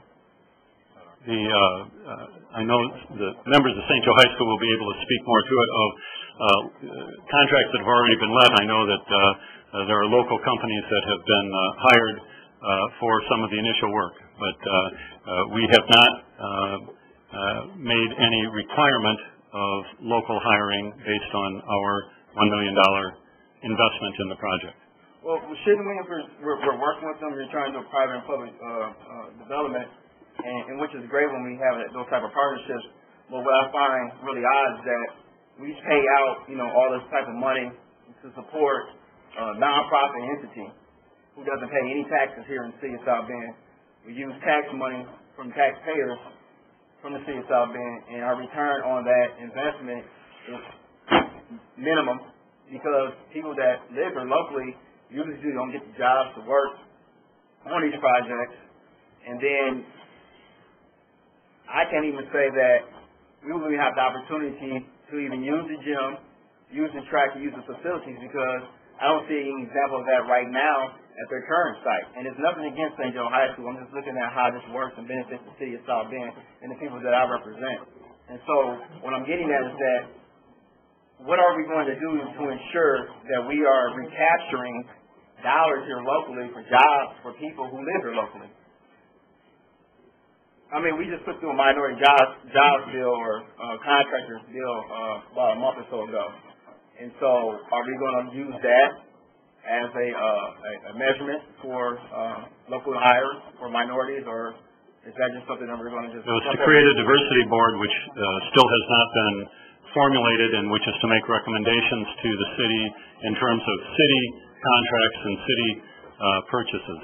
Well, I'm still asking you to do the right thing. I mean, regardless if we don't put the board together or not, clearly there was an issue and there's an ordinance that's in place that says that we are asking for X amount or a certain percentage to make sure that we have minority contractors. And so those conversations, I think they really, really need to happen.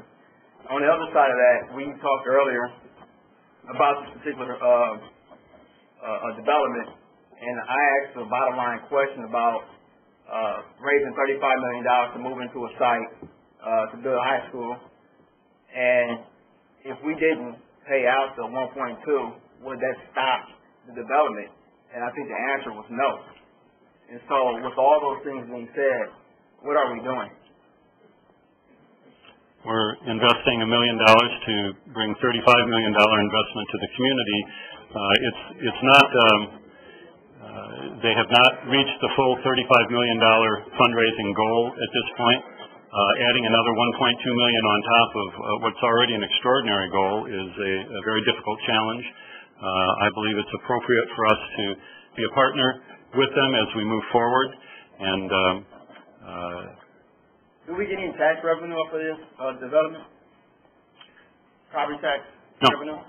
We don't get any property tax revenue off of this? No, it is currently a tax-exempt site, and it will continue to be a tax-exempt site. No, that's... I would point out that we also don't get tax revenue off South Bend Community School Corporation projects, which has been suggested that we should invest in as well. Well, see, that's a different type of, that's apples and oranges. You brought up another point, and I didn't want to get into that. But we're talking about public and private institutions.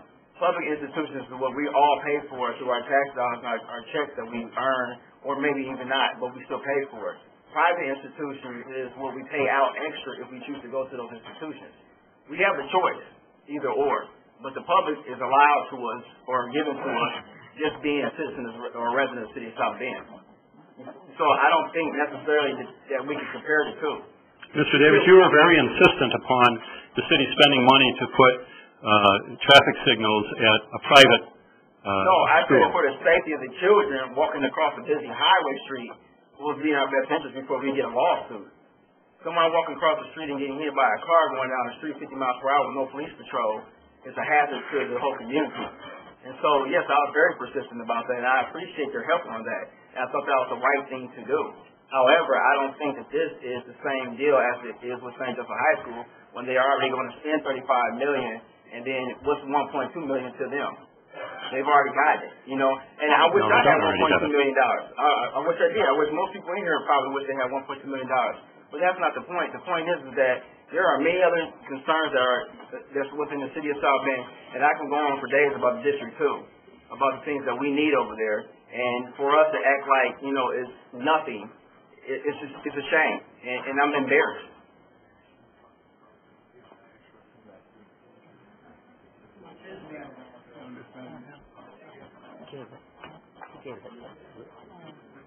Should just be a question and answer, not a point. I'm not going to speak now. I'm going to speak after.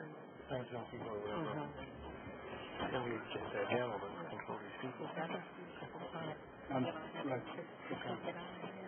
you, Mayor. Mr. Oliver Davis has a question. I decline, and we can move forward to the public, Mr. Chairman. I'm okay. Any other questions of the council? The presenter? Seeing that? Would anyone wishing to speak? Just a point of order. Would the council like the proposed language that would limit the appropriation of the $1.2 million at this time, or so the public is aware that this is under consideration? What do you mean by? I would like to hear that now. Okay. Councilmember Rouse at the Personnel and Finance Committee meeting made a suggestion that perhaps the public benefit test, which was set forth in Mr. Leone, the city attorney's memorandum, be included as part of the amendment to the bill where it's limiting the 4 items. The proposed language would go in Section 1 right after all 4 items: the site consolidation for 1.2, the utility relocation for $60,000, the river walk for $50,000, and then the equipment investment for $40,000. Right after that, the council could consider the following language: the site consolidation appropriation of $1.2 million is subject to a written agreement setting forth in detail the public benefits which shall be provided to the citizens of South Bend. Such public benefits must include, but shall not be limited to, the use of the outside athletic field by the South Bend Community School Corporation and other public entities on dates when the St. Joseph High School does not have conflicting scheduled events, and to also have access to other indoor venues during the summer on dates when the school does not have a conflicting scheduled event. Such written agreement shall be filed with the office of the city clerk. That's a separate amendment. In light of the discussion that took place between Dr. Varner and Mayor Lickey, again, just to consider, you may also want to add, after what I just read to you, another paragraph that would read, furthermore, the $1.2 million may be expended with no more than $680,000, reflecting the cost of the building on the subject property, which needs to be raised, with the balance of the monies being used to help fund improvements for public sidewalks and parking lots related to the public benefit. That way it ties the concerns that Dr. Varner had, I believe, with regard to the dollar amount, and also to what Mayor Lickey was talking about, to help assist in the public use of those dollars for public sidewalks and the parking. Question, could you... Just a minute. To be clear, neither one of those amendments negates the public use of the facility. Neither one does. That's correct. Go In ahead. fact, it facilitates the public benefit test. Go ahead, ask your question. Now, basically, if you are in favor of not even using any of the $1.2 million for this project at all, how does that imply to what you have just stated? Could you clarify that? Okay. If the council is not interested in the 1.2, then you would have to amend that out of the bill, the substitute bill. Because right now, before the council are 4 items, 3 of which have a favorable recommendation from the Personnel and Finance, and the 1.2 for St. Joseph Hospital area site consolidation having no recommendation. When can that amendment be made?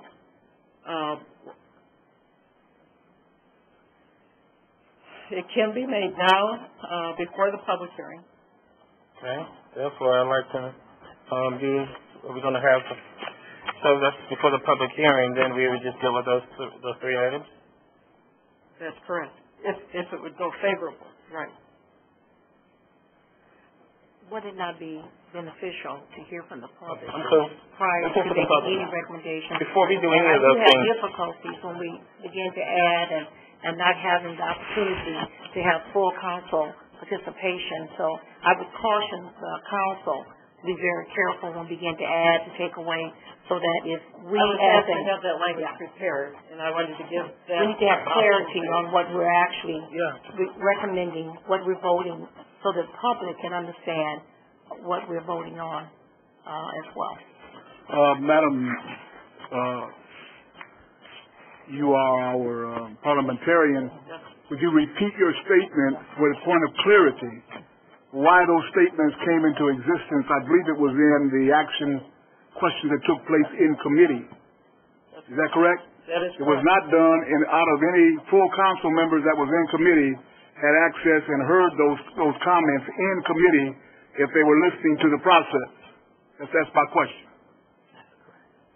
Mr. Leone referenced his memo that was given to the council last Friday, and the question did come up whether a MOU, as you referred to it at the committee level, would be appropriate.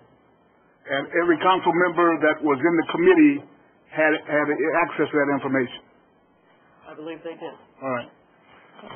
Point of order. I think that we did hear that information, but we've taken it a step further in the form of a recommendation. I think that's a little bit different than having discussion and really saying this is the direction that we, as a council, would like to move forward. And I appreciate the thoughtfulness that the council members have given to this issue, but I want to make sure that we have clarity as we move forward. But I appreciate your point. I agree with that assumption. And so therefore, when we hear from the public, we would just hear from the public based on all 4 issues that are at hand, and then we can come back with our recommendations. That's what I'm suggesting to everybody? That's correct. Okay, let's go for it. So anyone present wishing to speak in favor of amended Bill 2711, please come to the podium and state we're speaking in favor. That's all 4 of them. My name is Barrett Berry, 1251 East LaSalle, and I rise to speak in favor of the presentation or the proposal based upon time. My family has lived at 1251 East LaSalle, on the house there for nearly 4 decades. We are a pillar in the community. We've been there. My mother's been there for a number of years as such, being a neighbor of Mr. Zello. I've walked to and from past the property many a year, and also in most recent time have come to the conclusion that the Family Dollar is imperative for the future, just community development of our community. I rise in favor based upon these premises. I don't want to stand in the way of any community economic development in our city, so it's imperative that we do have that. But at the same time, I rise in favor if we have the same things in line with improved conditions at Washington High School so the children don't have to go in bungalows. I rise in favor of this proposal of $1.2 million if we also have a replacement for the Family Dollar. There'll be another store location within the same community that people can walk to and from their homes on the east side of our town and downtown. I rise in favor you put in place the MOU that outlines and solidifies the relationship between the school and the public so that our public dollars won't go to a private entity without being public use put into place. I rise with things put in place that are concrete and solidified prior to making proposals and say we're going to do our best to see that it works out. I rise to say for the last many decades, the West Side has heard far too often that we're going to work on improving the conditions of our community, and still we see failing conditions in our city. So I rise in support of it if those things take place, that we can guarantee it. I also rise with the fact that if we can do a price line comparison, I want to see the community flourish and economic development there, but I also want to see fairness and for prosperity for all of us in this great city. So I rise in support of it if those things are in place. And because of time, I can't come on the back end and say I do not support it because I have to depart. So I rise in support of it based upon those things being identified, signatures of agreement put into place with the MOU, and that our tax dollars, and we make an investment, as Mr. Davis has said, that there can be a measured outcome of the investment back into the city that has a dollar amount to it and not a theory. And so if that would be in place, so we can have a quantified, measured outcome of how the benefit of our city will go towards the dollars that can be improvement for the citizens, I rise in support of this project, and we should go forward with it. And also for clarity, if my understanding is correct, we don't necessarily need this parcel of property, if somebody can clarify this for me, for the high school to be built. But in support of being public-private partnership, I think we should support it. But for clarity, this high school will be built regardless of we have this property in place. And I can stand corrected if you would do so. But in support of this project, I rise with those things put into place. Thank you very much. Reverend Barrett. For point of order, Mr. Henry Davis, being the first district councilman, will keep track of time. It's 3 minutes. Is that right? No, it's 5 minutes. All right, 5 minutes? All right. They're first district, I'm second district. Please come state your name and address, please. Good evening. My name is Diane Fox, and I live at 3334 Sandwood Drive. Point of order, I'm sorry. Sure. 5 minutes? Yeah, 5 minutes. All right. Thank you. I am a lifelong resident. I am a public school graduate. I earned my higher education all in South Bennett, Indiana University, as well as at University of Notre Dame. I am in complete and total commitment to this project, and I would encourage you to consider it. The revitalization of the neighborhoods cannot be said too many times. And with the hospital gone, there is a drastic, literal and figurative absence in our community. Besides being an eyesore, this investment that St. Joseph's High School is willing to make again, as it did over 50 years ago, will provide the South Bend community with the continuation of a good neighbor. St. Joe is a long-standing entity known for quality and a positive impact in the community. And again, they were willing to reinvest in that community. There is an organization at the high school that is called HOPE, Helping Other People Endure. This organization has been going on at least since 1980. In that time, $500,000 every November has been invested, or not $500,000 every November, but totally $500,000 has been invested in the school with its food drive. And that's one project that takes place where monthly projects do take place, whose goal is to help those people, our neighbors who are in need. People are talking about how easy it would be for St. Joe to throw in another $1 million. They have not met their total yet. And as with any, I'm sure you can idealize with your campaigns, throwing in either another $1,000 or another $1 million sometimes seems like a great deal of money.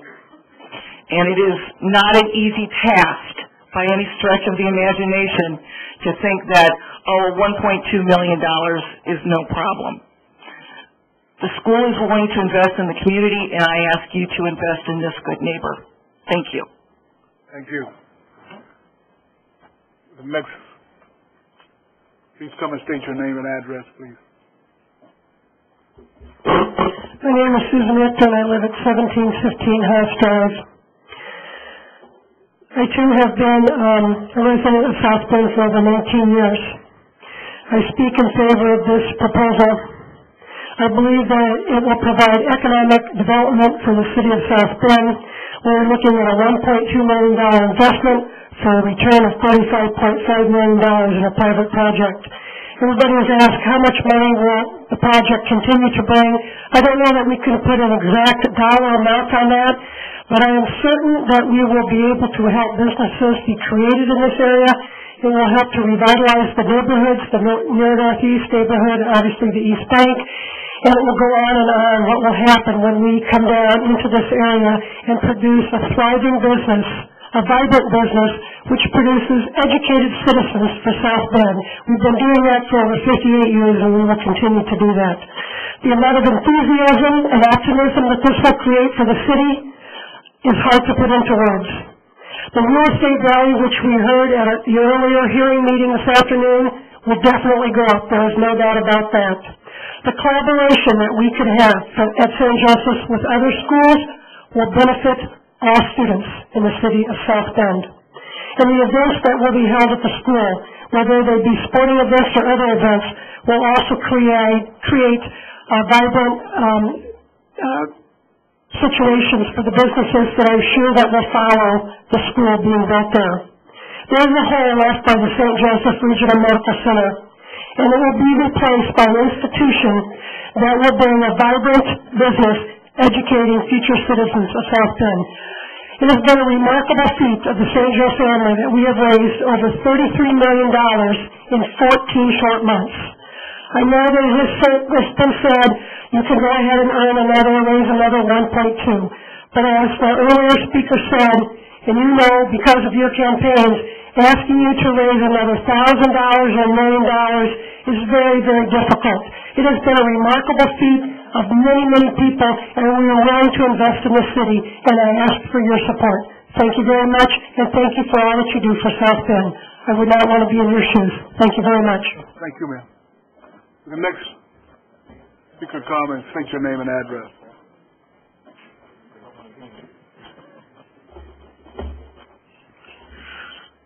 Hello, my name is Jeff Bodicher. I'm the Chief Advancement Officer for the high school. Address is 1441 North Michigan Avenue. First of all, I want to thank you all for your consideration. Starting with the meeting last Monday, and then this afternoon's meeting, and then today. I guess I also would like to apologize. We have had extensive conversations with the mayor's office and folks at the city level, but if there was a mistake made, I want to apologize that I should have involved all of you sooner in this process. I don't want to repeat information that you already have, but I do want to just make some clarifications about St. Joe High School. I know when people hear Catholic high school, they think it's something for only wealthy families and that it's somehow exclusive and that we turn away students. St. Joseph High School currently has about 800 students, and we have an open door policy. If students can pay our tuition, they can attend St. Joe High School. We realize that our tuition is expensive, although when you compare it to other places in the country, we feel that it's a great value. To help with that, some just facts about St. Joe High School. 24% of our students, so roughly 200 students a year, receive financial aid. These gifts range from $500 to $3,100 a year.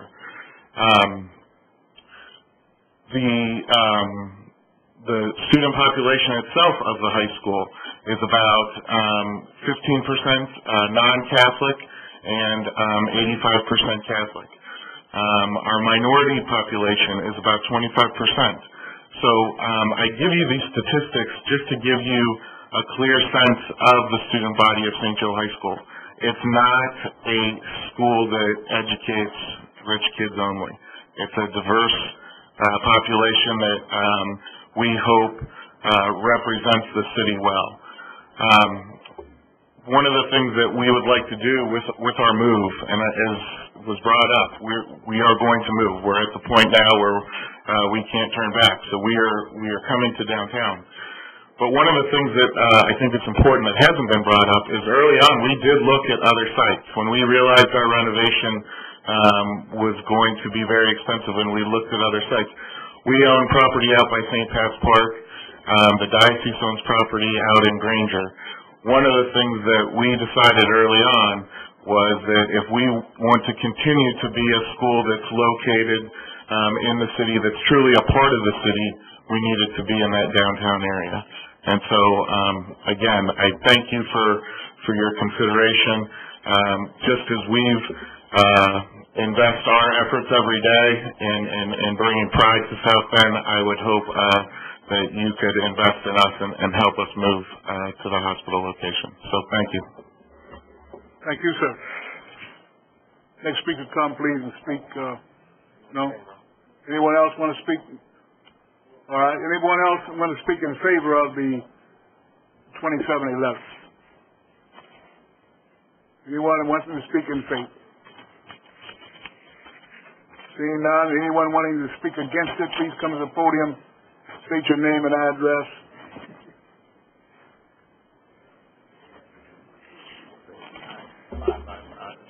S.J. Sable, 1355 Mishawaka Avenue. The mayor proposes quite a list of projects that epitomize wasteful spending by a lame duck administration that is more focused on political payback and a rosy legacy than what is best for the taxpayers, whose coerced contributions provided the funds that the mayor wishes to wantonly splash around on his way out the door. The most shocking of the lot is easily the proposal to give taxpayer money to a Catholic private school. This is at once a reprehensible violation of the constitutional concept of separation of church and state, an affront to trusting taxpayers, a disdainful snub of our public schools, and an audaciously callous attempt to set a new standard of bad government. To be clear, the amount of the gift that the city proposes to give to the Catholic Church is not an issue. Doesn't matter if it's $1 million, if it's $10 million, if it's $10. The issue is that it is simply wrong to give taxpayer money in any amount to a Catholic private school. There is no way you can justify it. And you can't dress it up calling it a trade when the taxpayer is getting no value in kind for this investment. And other than that, this business of trade is just political rhetoric to take our minds off the fact that this is an outright gift to the Catholic Church. Now, what's next? Will the Protestants line up for support for their private schools so that they can teach their kids a religion in an environment they like without having to answer to state authority about what is taught, what the kids have to learn while they're there. The public has no control over what goes on in a private school. And the kids are given religious instruction. And they can take whoever they like. They can set the price as high as they want. That's why it's called a private school. And that's why the taxpayer money goes to a public school system that responds to standards, that takes all the citizens of the city that paid for its establishment, its maintenance, and its improvement. 1 minute. The well-being and operation of this Catholic private school is not within the realm of concern of taxpayers, any more or less than if the Protestants would have to close the church for lack of funds. These issues are not the taxpayers' responsibilities. And calling the agreement a trade is just political rhetoric, trying to get our minds off the unchanged core issue of separation of church and state. While it is the right of every private citizen to support whatever private school he wishes, the city and its taxpayers are obliged only to support the public school system. And finally, I should note, this is a pretty cut and dry issue, folks. This isn't a question of semantics. This is, do we stick to the Constitution or don't we? You guys thank you, sir. Your time, your 5 minutes are up. Thank you. No, they're not. Well, they're up. Thank you. Well, thanks, folks. I have a timekeeper keeping time. Will the next speaker come and state his name and address? Justin Saunders, 119 LaPorte Avenue. I don't even know where to start, but let me start by responding to something that was said earlier. Yes, South Bend has help to the South Bend schools, but Riley's on the south side, Adams is on the east side. You let LaSalle walk away without any fight, and the school corporation asked for help with the bus pull-off, and you made them pay for it over at Washington. So again, you just made my point of you've ignored the west side, even with the schools. So in regards to St. Joe High School, the $1.5 million is obscene. Why don't we turn around and, even if you guys go ahead with the plan, which I hope you don't, but why don't you move Family Dollar to one of those vacant storefronts downtown that we're trying to market at a high rent that nobody wants to move in? Downtown needs a store, just move it. Why can't we then buy the Family Dollar store at a fraction of what it would cost? Because that store gets to stay in business and still make money. All right? And then we get more tax dollars off moving him into a downtown location. But what bothers me the most about this is that $1.5 million could be used anywhere else. It could be used give it to the South Bend schools for a slew of different projects to help educate our children. My shirt, Stop the Violence. How many cops, how many cars, how many bikes, you should be able to tell me that can stop the garbage I wake up to on 16 Morning News. Trisha Sloma telling me somebody played Russian roulette with a dog. How many different crimes can we stop with this $9.1 million ridiculous amount of money? Before we start going around and don't get me wrong, the Miracle Park thing is a great thing for special education children, but before we start doing all these projects that should be done when the economy's better, let's get the crime rate down, let's tear down the vacant houses, let's get jobs, let's get our kids educated so the state leaves us alone. Instead of putting money into a private school where those kids are going to pack up and they're going to leave. They're not staying here. So we're going to invest in a project that down the line, those kids are not going to stay in this community. Thank you. Thank you, sir.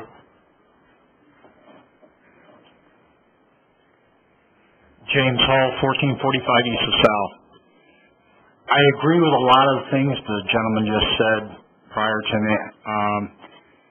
You're talking about projects for infrastructure, but what about projects for our youth? What about projects for defeating crime? And as far as the discussion that we're currently having, isn't this really a moot point? St. Joe High School already said that if we don't give them the $1.2 million, they're going to go ahead and build anyway. I mean, isn't this a moot point? And why are we using money that are tax dollars that we can be using in other ways? Curb crime. Help the youth. Help our public schools. Help our public South Bend City neighborhoods. Why aren't we supporting the police more? Why aren't we giving some of this $1.2 million to the police department? Why aren't we giving some of this $1.2 million to the fire department? They don't count, right? We can cut their hours, we can cut the number of people that are working, and the neighborhoods are less safe, less protected.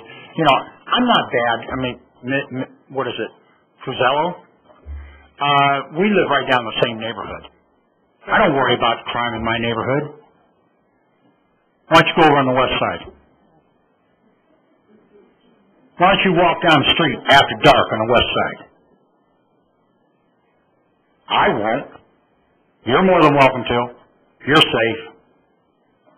Why aren't we investing there?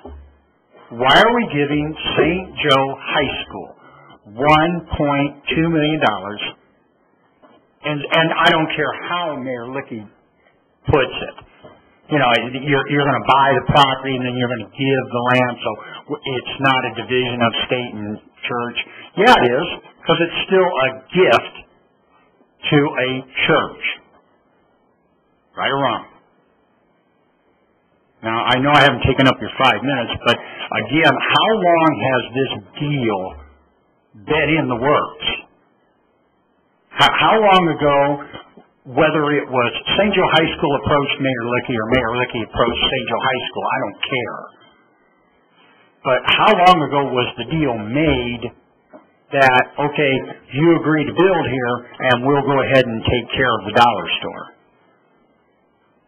How long is that?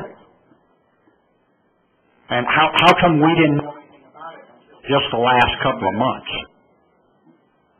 1 minute, sir. 1 minute? Yes, sir. Thank you. Thank you.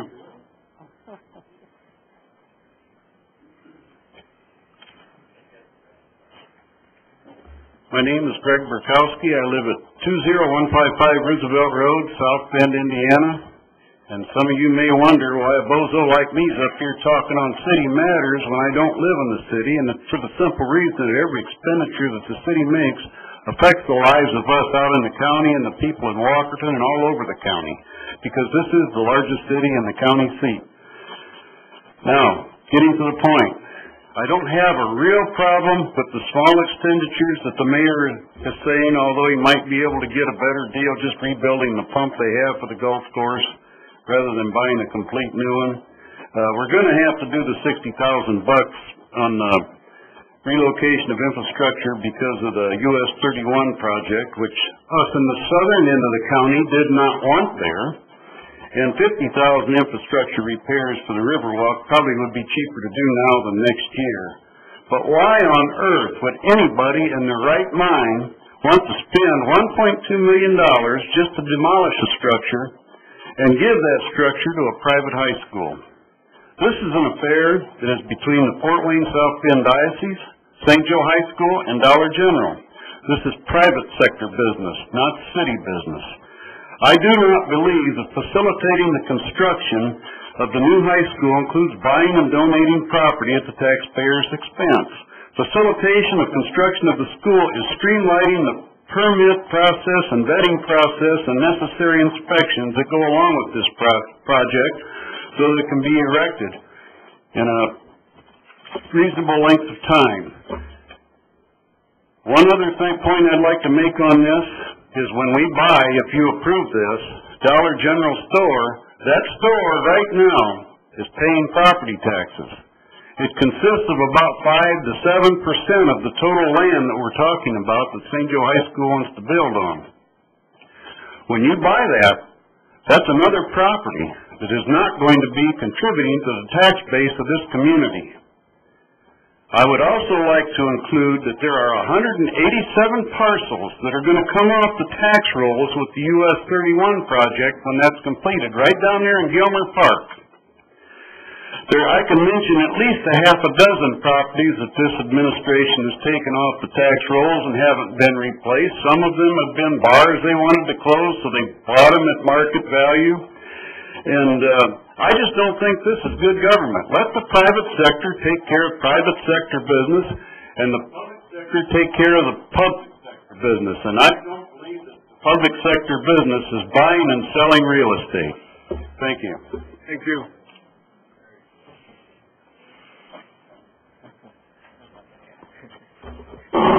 Jim Searsnack, 1518 Pine Top Trades, Mishawaka. I'd like to salute Councilman Henry Davis. The mayor comes up here and acts like with a $1.2 million investment, we're going to leverage a $35 million project while the school is being built as we speak. Thank you. Some other people got up here and they still carry on that fiction that somehow this $1 million is necessary to get the project going. It's not true. As I understand it, the Family Dollar is on the footprint of the football stadium. So we're talking about a football stadium here. St. Joe can play their games at Clay, at Schoolfield, at Jackson, and especially they ought to be able to play their games at Marion High School where there's a fine football stadium. There's no compelling reason for this council to vote for money to build a stadium that duplicates a stadium, which duplicates another stadium, which duplicates another stadium.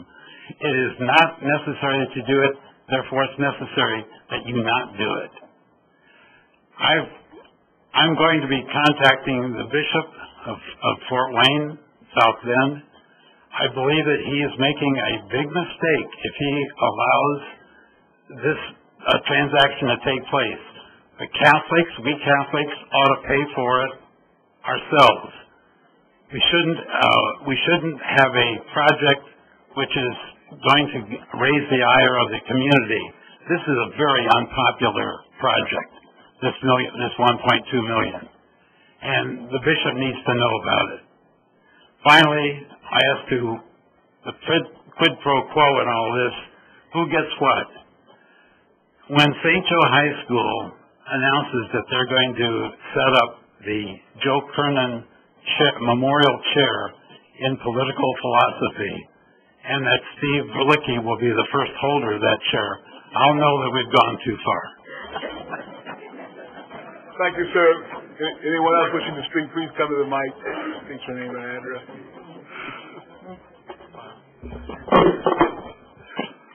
My name is Glenda Ray Hernandez. I live at 702 East South Street.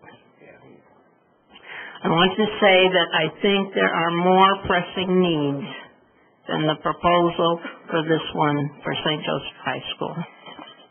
A couple of years ago, cuts were made in the city budget because of the fear that the tax caps might deprive us of all kinds of money. That was one reason you passed one of the income taxes. Now, for 2 years, the Human Rights Commission has had to make do without a secretary. This is the one department that I have personal knowledge of. I'm assuming there were other cuts in the city as well.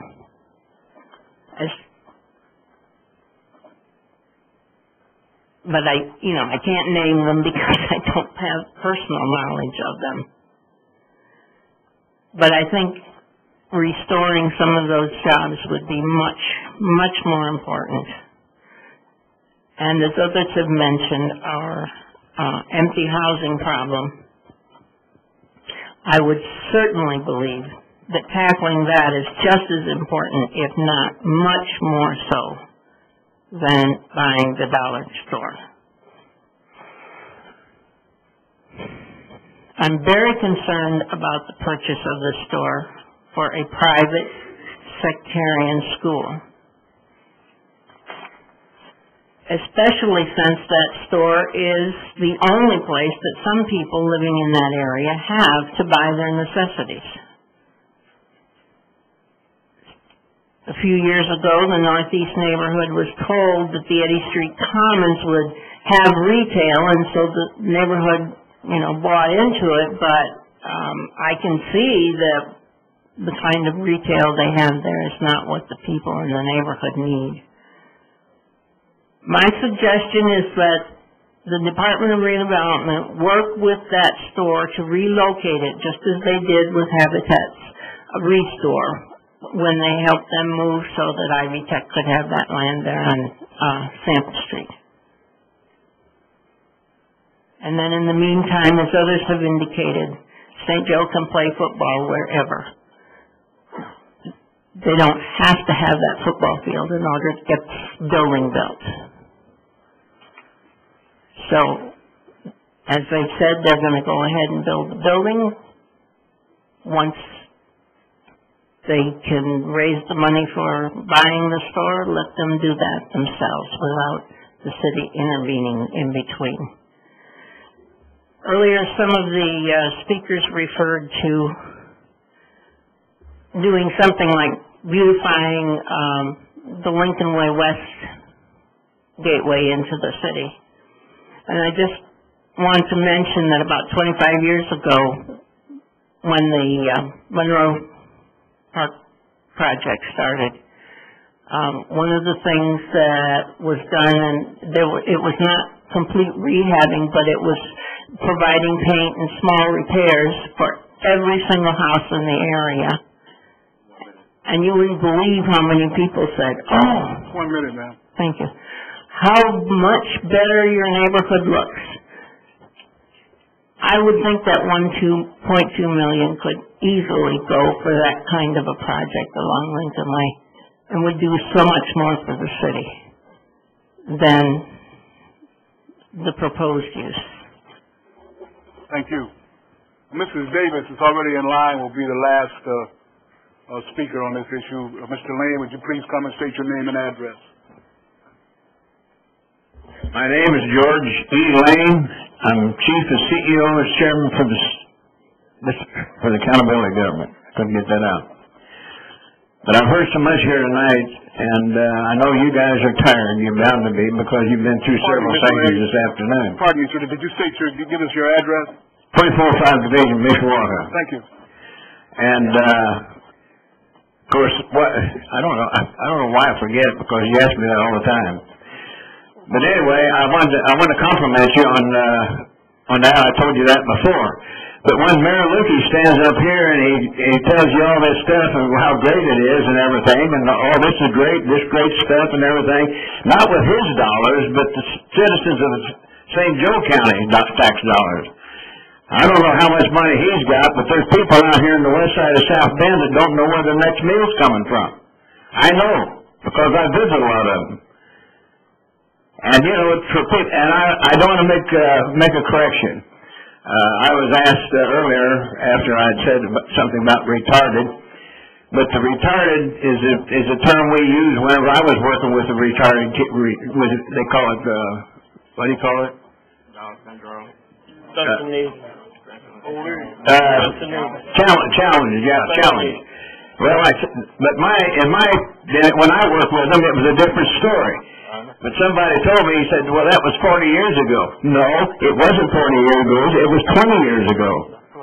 I just want to make that straight out there, and I apologize if it offended somebody. But I know that some of them felt offended by it, but we do have a lot of challenged children. But we do have a lot of parks around here. There's a park, and I've seen some of the parks, and they're great.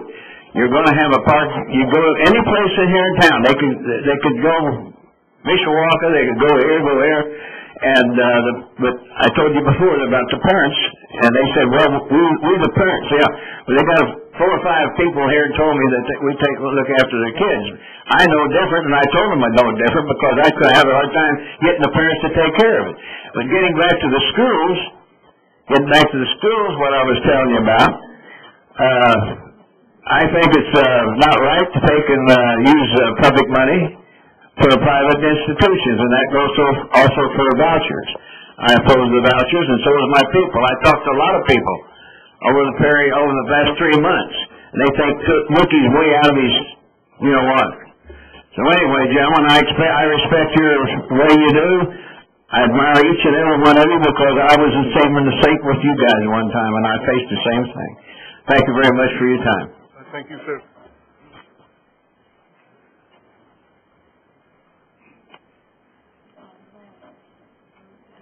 My name is Sal Gershoffer. I live at 2101 Prairie Avenue. If the council votes to give Family Dollar $1.2 million for the small piece of property, the CEOs of Family Dollar will be laughing all the way to the bank. I hope you ladies and gentlemen of the council use common sense that I know you have and don't pass this expenditure. Thank you. Thank you, sir. This is Davis. If you'd come, state your name and address, and you'll be the last speaker. Carol Davis, 1631 Lincoln Way East, here in South Bend. I'm against spending any money towards a private sector. You have done it before. You look like you're going to do it again. In fact, you've all sworn to uphold the state constitution, and in the first article, section 4 and 6, states no public money to private entities or land. Are you going to uphold your oath? And many of you have swore to uphold the constitutions, both state and federal, because you were in the military. Are you going to ignore that? If so, well, whatever happens, happens. I don't want to hear it from anybody. I've about had it standing up and finding out I'm almost the only one. And people hear only when it hits them. So I suggest they start standing up to more of the issues for themselves, because the general public is the other half of the problem. So I'll leave you with that. Thank you, ma'am. That is the public hearing on Bill 2711. Rebuttal. Rebuttal from the mayor. Rebuttal from the presenter, Mayor Lickey. Thank you, Mr. Chairman, members of the council. My name is Stephen Lickey, Mayor of the City of South Bend, 810 Leland Avenue. Again, I appreciate the time and thought that you've put into this request for this appropriation. A couple of items that I wanted to touch on. The city, in fact, did assist Washington High School with the pull-off. We bought land from the school corporation, actually overpaid for that land to have dollars available for them to be able to fund that as it was done in a timely manner for them. Obviously, a lot of questions raised. I really stand by my opening statements that this is, I think, a wonderful opportunity for the City of South Bend, a terrific institution that has chosen to locate in our core urban neighborhood, bringing $35 million in investment from private donors. And we are asked to participate at $1 million level, which I think is a fair request on the part of the high school. As we've discussed, this is not a gift to the diocese or a gift to the high school. It is, in fact, an exchange for public benefit that will be provided by this investment, public benefit by use of the athletic facilities, public benefit by use of school facilities by the public, which, if the amended language is accepted, will be a requirement of the bill as we move forward. And I support that suggested language. Question of separation of church and state, I think, is addressed by that.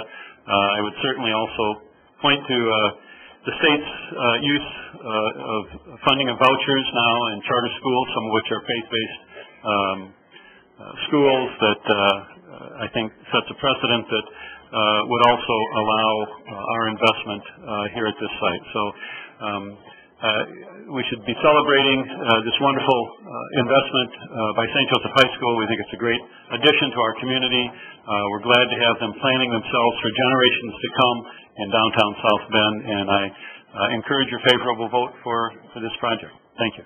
Thank you, Mayor Lickey. Mrs. Pizzello. Thank you. I will be a neighbor of the St. Joseph High School, and I'm very excited about the possibilities that the high school will bring to us. Can't hear nothing. I've got it right up here. I don't know.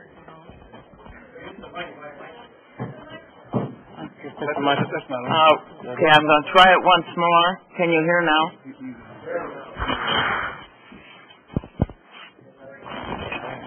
I got a lot of voice. Try my voice. This is what I know. Yep.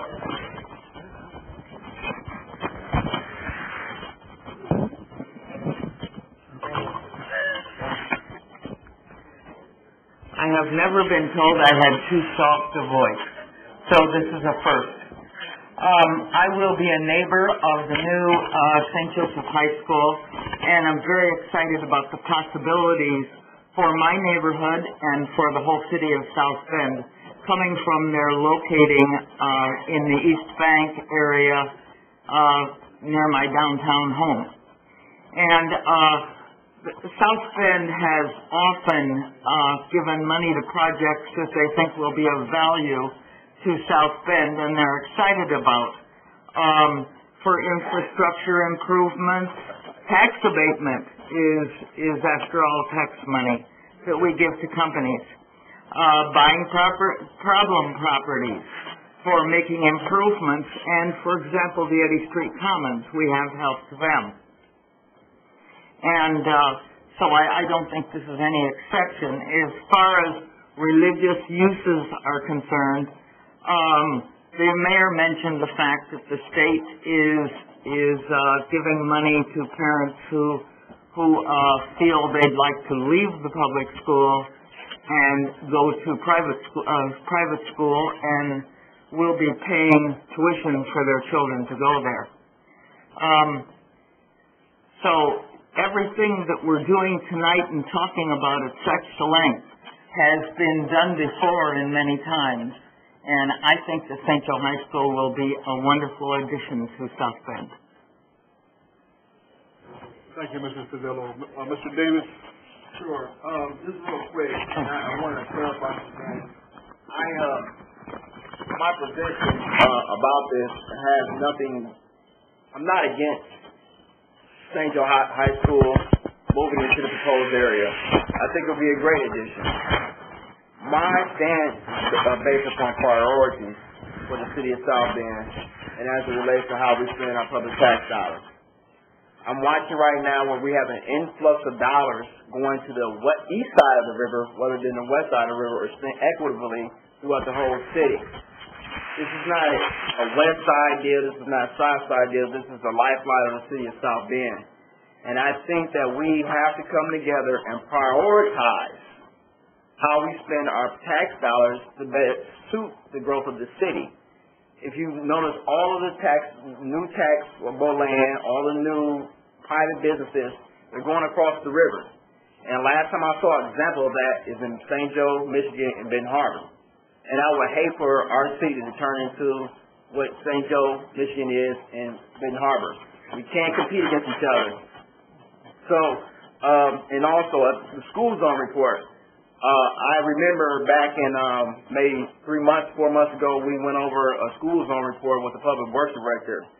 We have been lax for the last probably 20 years in making sure school zones are painted properly and lighted properly, whether they were within the parochial school district or the private school district. And so when we use the argument that we're using it for a charter school, no, it's our obligation to make sure that all school zones are guarded safely. That was a conversation when we cut the public safety dollars for the school, the crosswalkers. So using all these different elements to prove a point about using the money for one entity versus the other, we can go on for days. I just want to see growth in the way that it's meant to be, using tax dollars to produce more tax dollars for more opportunity for the citizens of South Bend. So I would not be in support of anything today as it relates to this bill. Thank you, Mr. Davis. Point of order, Dr. Varner wanted some clarification on the amended. Well, I don't know what to tell you. The amended version of what the are these mics?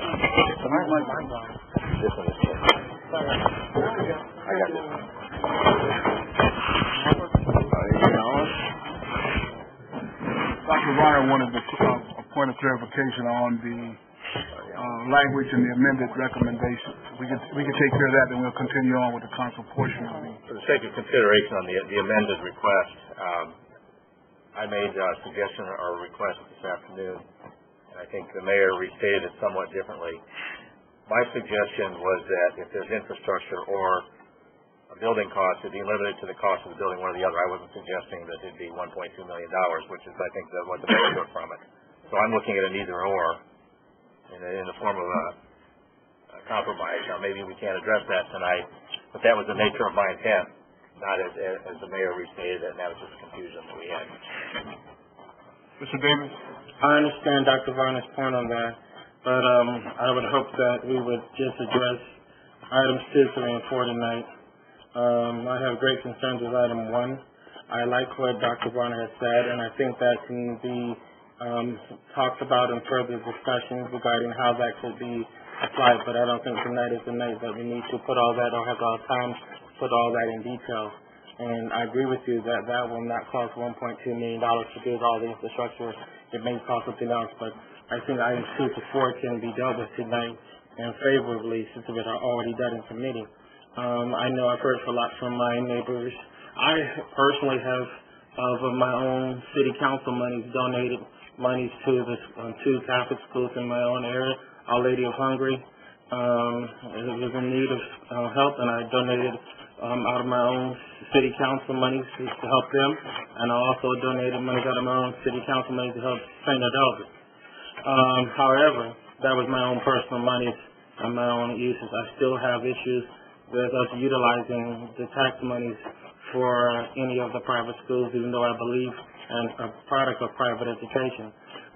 So therefore, from items 2, 3, and 4, I am in support of tonight. And I think with the issue that Dr. Varner has raised, which is a good, as we look at infrastructure for any part of the city, whether it's covered private or public, we can come back and look at that, and we can see how we can work in that area as we look at development there. And I'm open for us to do that. So in light of that, I make a motion that we accept only items 2, 3, and 4 at this time. Second. Heard a motion and a second to go forward with items 2, 3, and 4. We're going to have a roll call on that, ma'am. The motion is incorrect. In order to do it, you would have to amend the title to delete the $1,350,000 and replace it with $150,000. You would strike subparagraph 1 in the statement of purpose and intent, renumber the remaining ones. You would strike under section 1, under the project fund in the amount, site consolidation fund 408, edit $1.2 million. All of that would be part of the motion. So move. Well, point of order here. Then is that, you're going with 2, 3, and 4? Yes, sir. Then was that, would still leave 1 for a vote up here then? No, that would eliminate the St. Charles Hospital area site consolidation in its entirety. And I guess I have a question in light of Dr. Varner's comment prior to Councilmember Davis. Dr. Varner, were you saying that you would prefer that be amended from 1.2 down to 680,000 as one of your options? I think I left that. Two options? Yeah, I left that open for discussion. I offered it this afternoon as a compromise attempt which had been brought to me by a person that was a constituent. And in a lot of ways, I think it makes sense to consider that. And I also understand that we can't conduct as a council, we can't conduct the negotiations to see if that would be acceptable. So that would fall back to the mayor's office, since this came from his office. And at that point in time, if that happened, that was acceptable, and if in fact we came back with these unwritten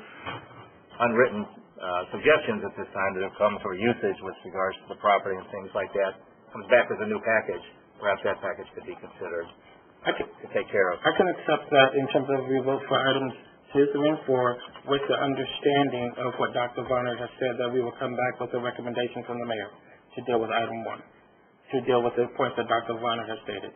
Is that making any sense to you? In effect, if You understand? the motion that Councilmember Davis wants would take the St. Joe site allocation off the table and open it up to a totally separate bill. The question to Dr. Varner was whether he wanted to perhaps amend the amount this evening as one of your options, or whether you were throwing that back to the administration. How can we combine what we're saying? How can we act? I guess what I'd like to see is some further discussion with regard to St. Joe School and the mayor's office. Point of order, sir. I guess what I'd like to see, in light of the fact that this has transpired in the manner in which it has, that there are some suggestions on the table that might be acceptable, or may be acceptable. One of those was a compromise that I offered for consideration today. I can't negotiate that compromise. I think it belongs in the hands of the mayor because the bill was brought by the mayor's office. If they're willing to do that, then whatever it takes to allow that to happen, I'm prepared to.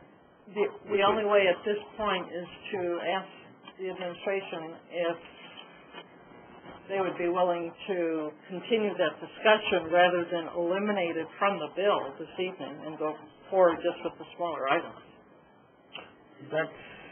I'm suggesting that we do what Dr. Varner said. Call the vote. Well, we have to clarify, and Mr. Davis, what we're talking about. No, you can call the vote, though.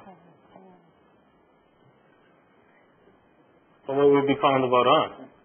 The original bill that you made a motion on. Right now, there's That's a the pending motion. motion that Councilmember Davis That's the one and that's on the floor. Councilmember Martin seconded.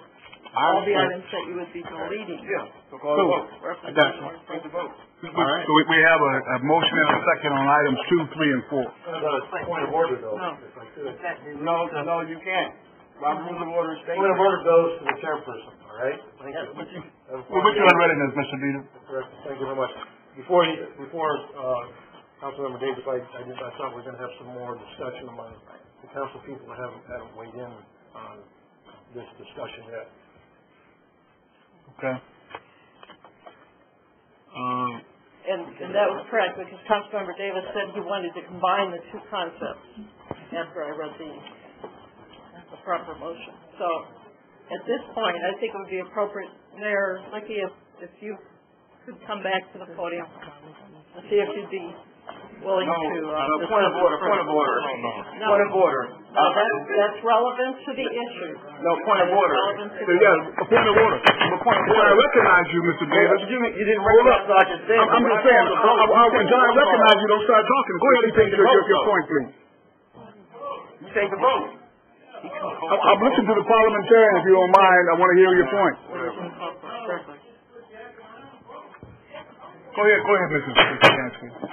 The last question before was Councilmember Varner's issue of whether we could keep the viability of the two options that you have set out.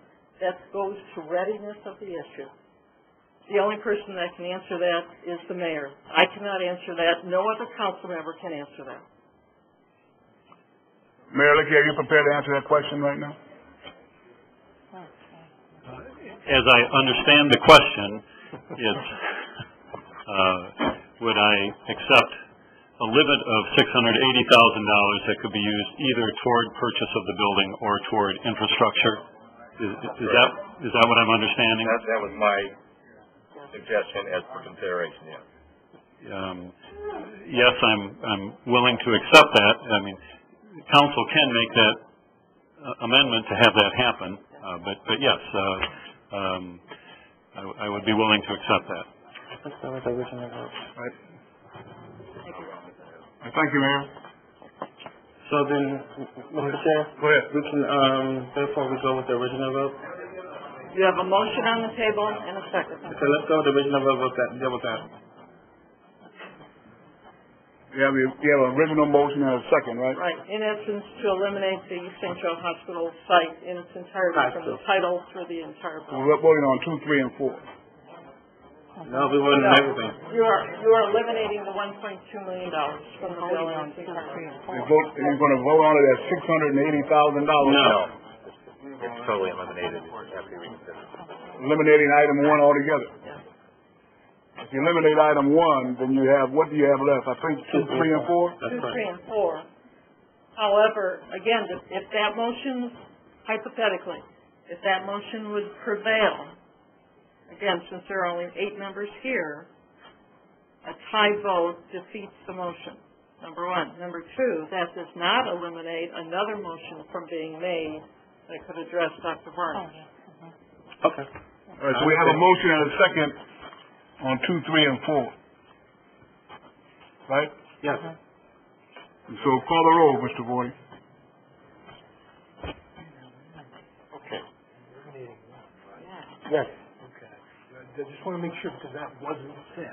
Okay, I'll make it very clear again, is that, I'm in favor, the motion was in favor of items 2, 3, and 4. The total appropriation would be $150,000 that would be allocated between items 2, 3, and 4, which would be renumbered. All items with regard to the St. Joe Hospital project would be eliminated. That's what's reported. And we had a second. Councilmember White seconded. Mr. Voigt, are you clear, Mr. Fountain? Yes, I am. Call the roll, Mr. Voigt. Mr. Henry Davis. Nay. Nay. Mr. LaFountain. Nay. Mrs. Puzzello. Nay. Dr. Varner. Aye. Vice President Oliver Davis. Aye. Mr. Kirsten. Councilmember Rouse. Nay. Councilmember White. Aye. President Dieter. Nay. We have 5 nays and 3 ayes. So that motion fails. We're right back where we were. So you're back to the original substitute bill with all 4 projects in it. Prior to taking action and hopefully to give other council members the opportunity to weigh in, I think it's very important that as we look towards the upcoming funding priorities, that administration would prioritize all the remaining capital investments in terms of the standards by which these projects have been selected and the type of funding support that these projects have been given in terms of the total planning processes for the city. Timeline for implementation, the impact if these projects are not approved, the impact of the proposed funding priorities on other projects such as our programs, our parks, and most importantly, I think it's just vital that we as a council, along with administration, that we come up with a utilization strategic plan to address those areas that have not been addressed in our city. We can continue to build on the outskirts of South Bend, it's that donut that in the city that we are obligated to serve, and we've not done a great job in addressing those areas within our community. We have a great opportunity to take the funds that we have and to bring about strategic changes for various segments within our community. And I would challenge the council to really work very closely and to come up with a format in terms of how we assess the funding process. What standards do we have? What are our goals for our community? And not just certain segments of the community, but the community at large. And I think that we have a responsibility to make sure that South Bend, the total city, is the best for all of our citizens.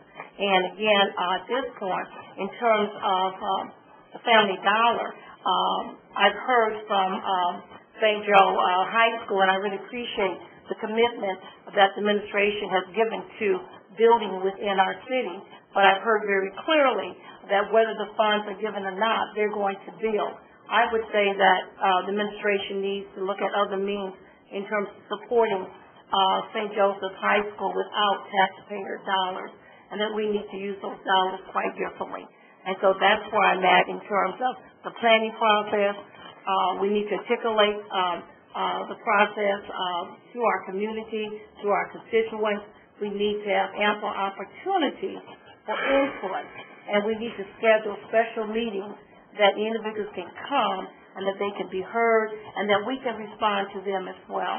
And so I would just challenge the council to really give full consideration to the points that I've raised, and as well as the administration. Thank you, Ms. White. Ms. Dean, you have anything you wish to say at this time? Yeah, I've got a lot, so we'll condense it. Again, I appreciate everybody's comments regarding which side you are on. Again, I think, unfortunately, this sometimes turns out into one of the biggest problems that South Bend has, and that is the, I guess, the basic accepting mediocrity, whether it's east side, west side. We're starting to divide the city into east, west, and I can tell you right now that the city of South Bend Police Department spends 70%, if not more, of our resources through overtime, through manpower, and everything else on the west side of town. So the fact of the matter, that is the fact of the matter, that we spend that much on the west side of town when it comes to the police department. Developing, I can't speak to that. I know that we try to do as much as we can. On Lincoln Way, I know they try to do as much as they can up with South Square. So that's that issue. Again, I think we're getting, with this specific issue, people that just don't like either St. Joseph High School or the Catholic religion, which is fine. But in the end, I don't think we should help anything against a fine institution as St. Joe, what they're trying to do there. If they would have not raised that money, which is a phenomenal amount of money, I can't imagine. It's basically almost half of what the city budget comes up, and we do that in the summertime. What we look at, that's a phenomenal amount of money. I don't know any other private company, business, whatever, could raise that much money. And to their credit, they went out and did that. If the city of South Bend can help them, if we could have helped someone else in the same predicament, which we did with the Crack Center, so the precedent has been set, the city did help them with $1 million, I think we ought to do it. The use of the field, which I think will be great, and I appreciate the offer that the St. Joe community will make for that, because I can tell you that the facilities that are done in the public schools are a joke. School field is a joke. When St. Joe has to use it, it's not for free. St. Joe has to pay for that. I think it'd be a fabulous idea that public schools will be able to use that. On Friday nights when St. Joe doesn't play there, or even on Saturday nights when they do, we would have things going on that side of town on weekends. We could have things going there during the week. So I don't think, again, since it started, the comments that I had, of course, I think there could have been a lot more communication to the council. When this started, I think there could have been a better way to purchase that property a long time ago when the city got it cheaper. So that's not the council's fault. I don't know whose fault. That's for everybody to judge. But in the end, I think it'll be a great thing for South Bend. Totally, I think it's great, again, that they're going to make the commitment that all of the public can be able to use the facility. So once this does come up for a vote, I'll be in favor of it. All right. Anyone else? Time? Anyone? I guess, Dave, you have any more you want to say? Unfortunately, when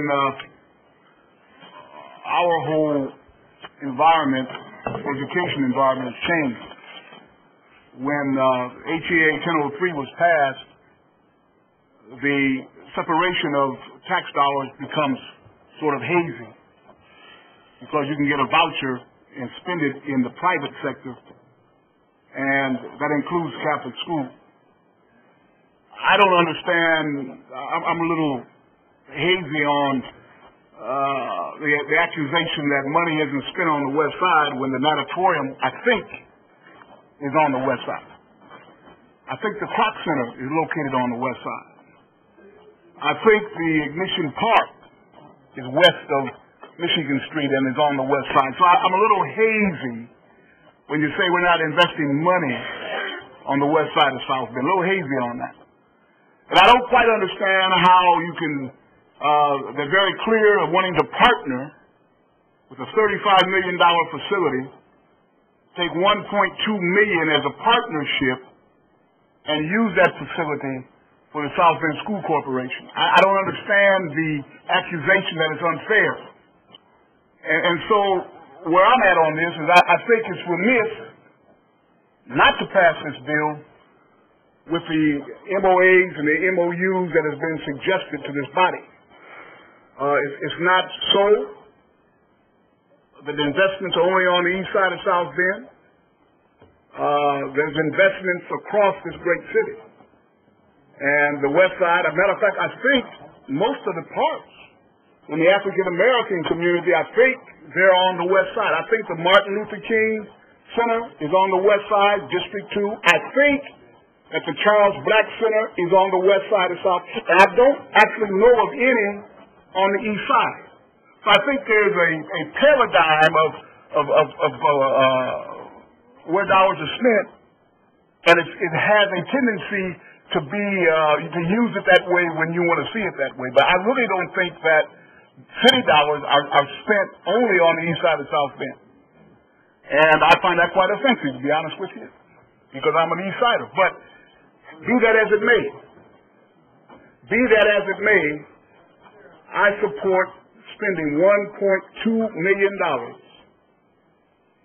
as a partner with the St. Joseph High School if the MOAs and the MOUs become effective and are part of the transaction, to where the South Bend School Corporation, regardless of whether it's on the east side or the west side, has access to that facility.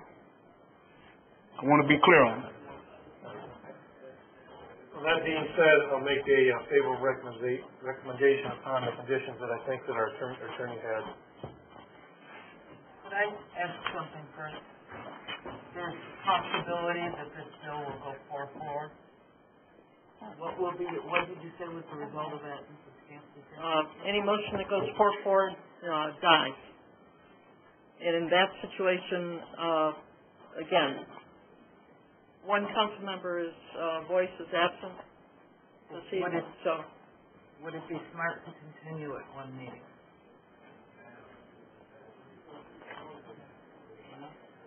The only challenge about continuing one meeting is the fact that we have to continue the rest of the whole agenda on a meeting. How long does the mayor, we back that up, and then we back up Miracle Park a week, and then we back up everything else, and we keep backing up all the way until the budget of 2012. None of that's on the schedule right now, so it's not even on. Pardon me? None of that's on the schedule right now. Yeah, he said he's going to get it done by the end of the summer. He said that today. There's several weeks between now and the end of the But some of us are going on vacation, and we're going to still run into that same problem. Got a point of order. We're able to make a motion to continue. At this point, we don't know if that motion is going to die unless there's a formal motion on the table. The first thing you would have to do is to amend Substitute Bill 2711, Section 1, to incorporate, and I'll be glad to read the language again, that addresses the MOU that Reverend Rouse talked about. So if we make a motion to continue and it's 4-4, then what's the next step? Oh, if you make a... It dies. That dies. Good. The motion dies, right? Yeah, the motion dies. The bill would still stay alive because it cannot get off the agenda anyway, and it would automatically go to the next meeting. You understand? No, I think I do. Yeah, the bill is not defeated. It still is a live bill. If the motion to continue would die, it still would have to be continued because you can't dispose of it off the table. And if that's the case, I will make a motion to continue. Okay. Second. Was that subject to the agreement Right. in place? Okay. Do you need a second to the motion to continue? One second. I'm sorry, okay. Call the roll, Mr. Vorty. Mr. LaFountain. Aye. Mrs. Padilla. Aye. Dr. Varner? Aye. Vice President Oliver Davis? Nay. Councilmember Rouse? Aye. Councilmember White? Nay. President Peter? Aye. Mr. Henry Davis?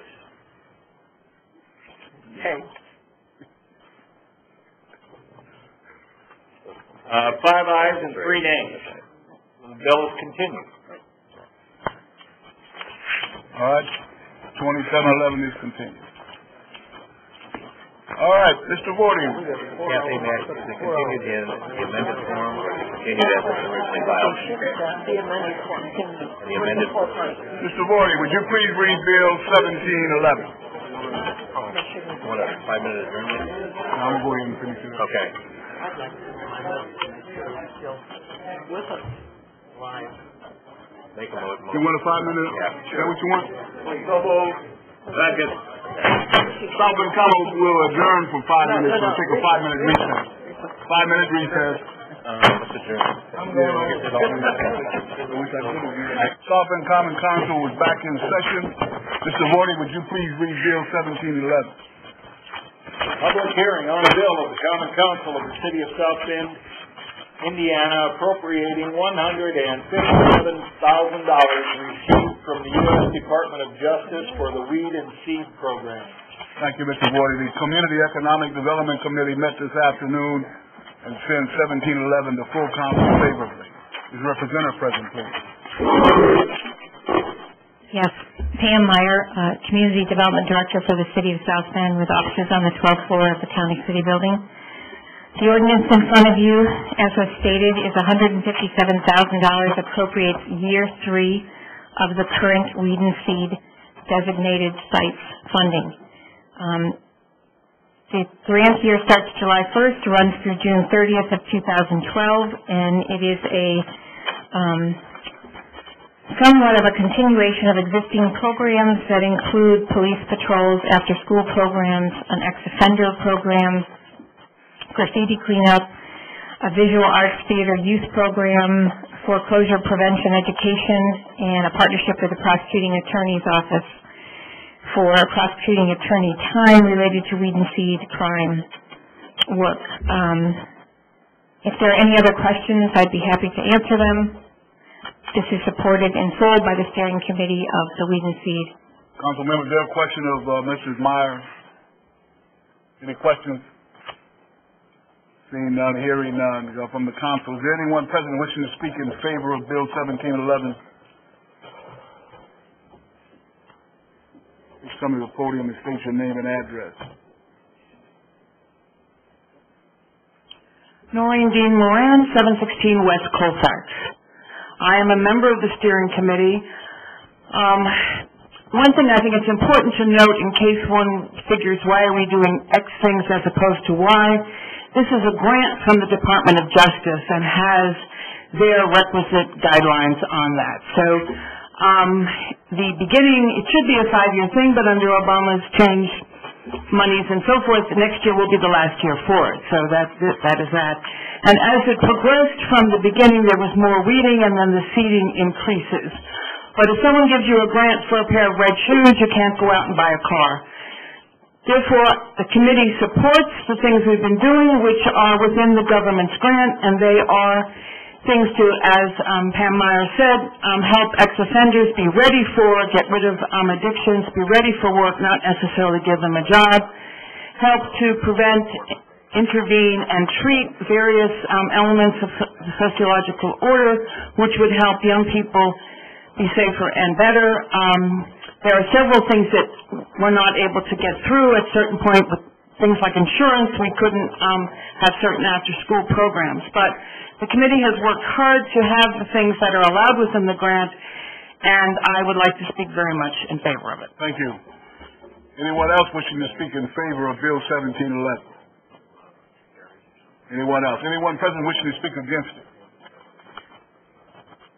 Seeing none, hearing none. Is there a motion from the council, please? Favorable recommendation. Second. Motion made and properly second to send 1711 to full council favorably. All in favor so indicate by saying aye. Aye. Opposed? The ayes have it. The bill will go to full council. Councilman, may I also say that I gave a package to City Clerk Vorty for all of you. That includes the memo that Councilman Davis spoke about this afternoon in the committee meeting, includes a listing of all the steering committee members, newsletter, and a update on all the programs and projects. All right, thank you. Mr. Vorty, would you please read Bill 3311? Public hearing on a bill of the Common Council of the City of South Bend appropriating $1,708,707 from the Community Development Fund, Fund 212, for the Neighborhood Stabilization Program 3, for the purpose of defraying the expenses of the Department of Community and Economic Development of the City of South Bend, Indiana, and designated sub-grantee agencies for the program year beginning March 8, 2011. To be administered through the Department of Community and Economic Development. Thank you, Mr. Vorty. The Community Economic Development Committee met this afternoon and sends 3311 to full council favorably.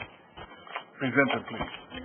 Pam Meyer, Community Development Director, City of South Bend, with offices on the 12th floor of this building. This is the Neighborhood Stabilization Program Grant 3. The city has already received one, which was called NSP 1, and that was a formula grant. NSP 3 is also a formula grant. It is a little bit different than the first grant with a little bit different regulations, but generally the same in terms of housing development in lower income neighborhoods. This grant, unlike our annual community development block grant and home funding, allows the income of the individuals purchasing the homes to be built to be up to 120% of median, a little bit higher than the 80% of median. This grant also requires that 25% of the funds be set aside and be used for some housing that would be to house individuals at incomes at 50% of median.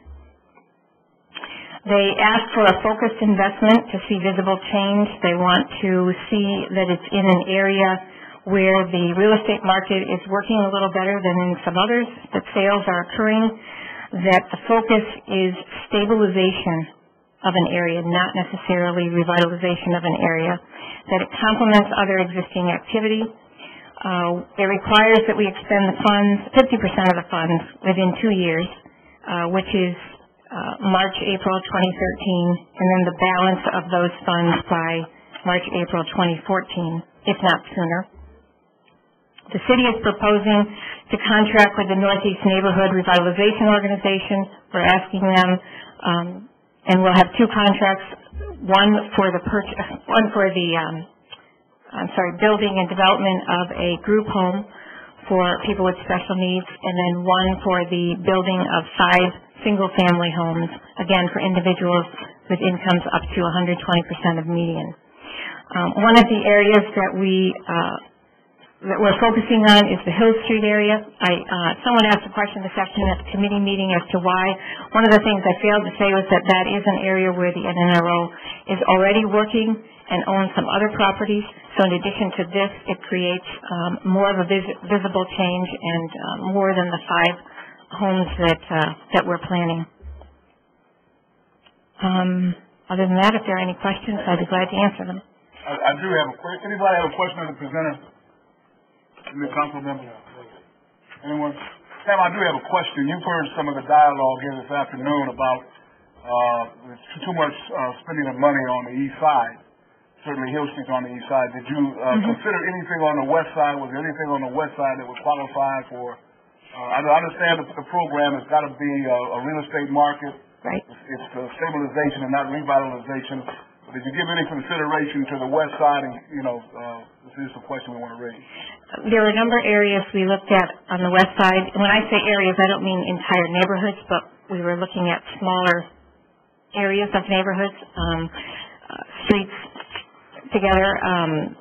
We looked at the south side, South Bend, around Bowman Creek. We looked at areas in the near northwest and the near west side, which currently have NSP 1 dollars, but one of the wasn't really a restriction, but it was a guidance from HUD that said you really shouldn't be working in your NSP 1 area if you still have houses that are being constructed based on that money that you've already received and or houses that are still for sale. And that's clearly the case because these monies are coming right on the back of the others. So we have some houses that are still being built in that area, and we have some houses that are for sale in that area. So we looked at a number of different places, and really I think one of the main issues was where can the houses sell and where can they sell more quickly, because that's something that the federal government and the Department of Housing and Urban Development is looking for. And there's a limitation to these funds that are unlike our annual community development block grant monies and home monies, where although they are granted for a year, they are often extended, and we are not given the same kind of monitoring, if you will, of something like this program, which has a definitive time period of 3 years, and they would like to see the homes built, the monies expended, and the homes sold within that time frame. So, Mr. Davis? So there was no place on the website that could have been available to use these dollars, is that correct? Based on what you just said. In our judgment of the staff that works with me, we did not believe we believe there were better places in the community that would meet those kinds of restrictions and guidance and requirements. So it had to go on the east side, so that's really is the best way to look at that, based on the issues. Well, certainly that's a way to phrase that. I would not phrase it that way. That's not how we looked at it. Based on the nature of the conversation, the way it went, I'm just sharing that. That's a good point, and we need to have that discussion, because I do remember we had a Sue Smolik. Is she still with the city? Yes, sir. Yes. Huh? Yes. And she told us that her job, she couldn't sell houses on certain areas, and her job was like you say, a market rate real estate issue. So what can we spend money on the west side to help the people on the west side with their houses? Well, we are spending a great deal of money on the west side. Just doesn't happen to be in this particular MSP3 grant. But the majority of our community development block grant, home money, and SP1 is all on the west side of South Bend. Can you share with this not right now, but in this the subsequent meetings, maybe the next meeting we have, is how much money are you spending in those other programs on the west side? Because we've heard a testimony here tonight that all the money's going on the east side. And so if you can share some numbers where the city is investing money in housing on the west side, I think it would be beneficial to all of us. Mr. Chairman, I would just like to, in our latest census report, it shows that houses part of Maryland, the 6th district, was the fastest growing area in the city of South Bend. Okay, and so that's the west side. So when I hear people say that they cannot sell houses on the west side, and yet when you look at the growth of the city, it's on the west side, it's in the 6th district, and that's where the number one area of the census has been. You look at the last census tracts that we had. So I'm just amazed that you can't sell houses where the fastest growth of the places have been.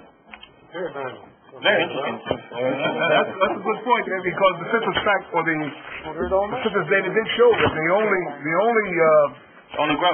census tract in the city of South Bend that had growth. The largest. 33%. The largest. 33%. Was in the 6th district. Good job, Howard. All right, thank you. I appreciate it. Anyone present wishing to speak in favor of Bill 3311? Please come to the podium and state your name and address. Jerry Niskowski, 2930 Bronze. I do rise in favor of this. I was curious about one thing. How much of this $1,708,707 is going to administrative expenses, either to the city or the NRO? Well, don't run away. She's going to tell you right now. It's I'm remembering $105,000 that will go to the administration of the city, our department, which pays for staff time. And again, we can only draw that money based on time spent with documented by timesheets. There is a developer fee built into the amount of monies allocated for each of the projects. All right, thank you. Anyone else wishing to speak in favor of Bill 3311? Anyone present wishing to speak against it? Mr. Reverend Davis. Reverend Henry Davis, Sr.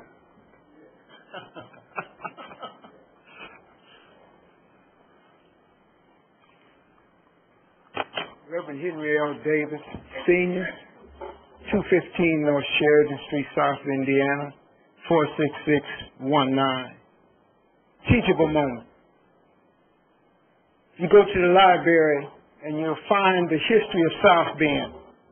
The South Bend Heritage Corporation in the early the latter part of the 1800s separated the city when they were getting manufacturers here in the city, Oliver Corporation, Studebakers, Dodge and Mishawaka, Bendix.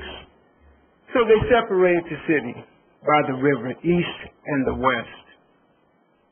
The most affluent people lived on the east side with a few privileged ruckuses over there. But it was a separation. The same thing is still going on today, whether people want to realize it or not. I don't care what your numbers are. Go and look for yourself. Things need to happen over there. You have more non-for-profit than you have anything over there. So your growth, on paper, it looks good. But in reality, there is no growth over there. A comment was made saying something about 60-80% of the police time is spent on that side of town. That speaks for itself. Disenfranchised people. That's the way this thing was set up, and that's the way it has continued to be. No houses is going to sell over there, contrary to popular belief. You might get one for $5,000, but that's no growth. So with this bill here, yes, it does need to come to the west side of South Bend, because it's just like this here. This little kid was in the bedroom crying, and we was wondering why he was crying. So we go in there and we look at the child, and he got his foot in his mouth. And he's gnawing on his foot, but he doesn't know that's his foot. And that's the same way as with the city. You don't know you got your foot in your mouth, but it's the west side. And you're gnawing on your foot, and it's hurting you, and it's hurting the city. We need a healing here. We don't need no more separation. People got to come together in order for this city to work. And sarcasm, anger, and bitterness is not going to solve anything. So we are grown people. Let us act as grown people. Get this vindictiveness out of your heart. You are elected to carry forth a job. Do your job and quit using this as a personal platform. Thank you, Mr. Davis. Reverend Davis, anyone else wishing to speak against the bill? Seeing none, hearing none. Is there a motion from the council? Motion for favorable recommendation. Second. Motion is made and properly seconded to send 3311 to full council favorably. All in favor, so indicate by saying aye. Aye. Aye. Opposed? The ayes have it. The motion carries. 33 goes to full council favorably. Move to rise from the committee of the whole.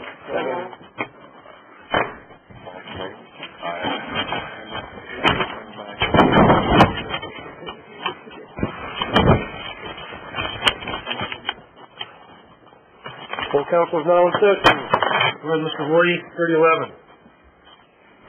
Third reading on a bill to vacate the following described property, Maple Road running north and south from Prairie Avenue to the St. Joseph Valley Parkway. Move for passage of Bill 30-11. Second. Roll, please. Mr. Henry Davis. Aye. Mr. LaFountain. Aye. Mrs. Puzzelli. Aye. Dr. Varner. Aye. Vice President Oliver Davis. Aye. Councilmember Rupp. Aye. Councilmember White. Aye. President Aye. 8 ayes. 111. Third reading on a bill of the Common Council of the City of South Bend, Indiana, amending Chapter 21 of the South Bend Municipal Code, Article 1, Basic Provisions, Section 21-01.03, non-conforming lots, uses, buildings, structures, or signs, to add a new section to provide for certification of legal non-conforming uses, building structures, or signs, and to amend and add certain related definitions in Chapter 21 Article 11. We need a motion to hear the amended version. So moved. Oh, I'm sorry. Second that. All in favor? Any opposition? Fire away then, Ms. Pizzolo. I'd like to move that, amended Bill 111 be passed. Second. Supporting. Mr. LaFountain. Aye. Mrs. Pizzolo. Aye. Dr. Varner. Aye. Vice President Oliver Davis. Aye. Councilmember Robb. Aye. Councilmember White. Aye. Mr. Henry Davis. Aye. President Aye. Peters.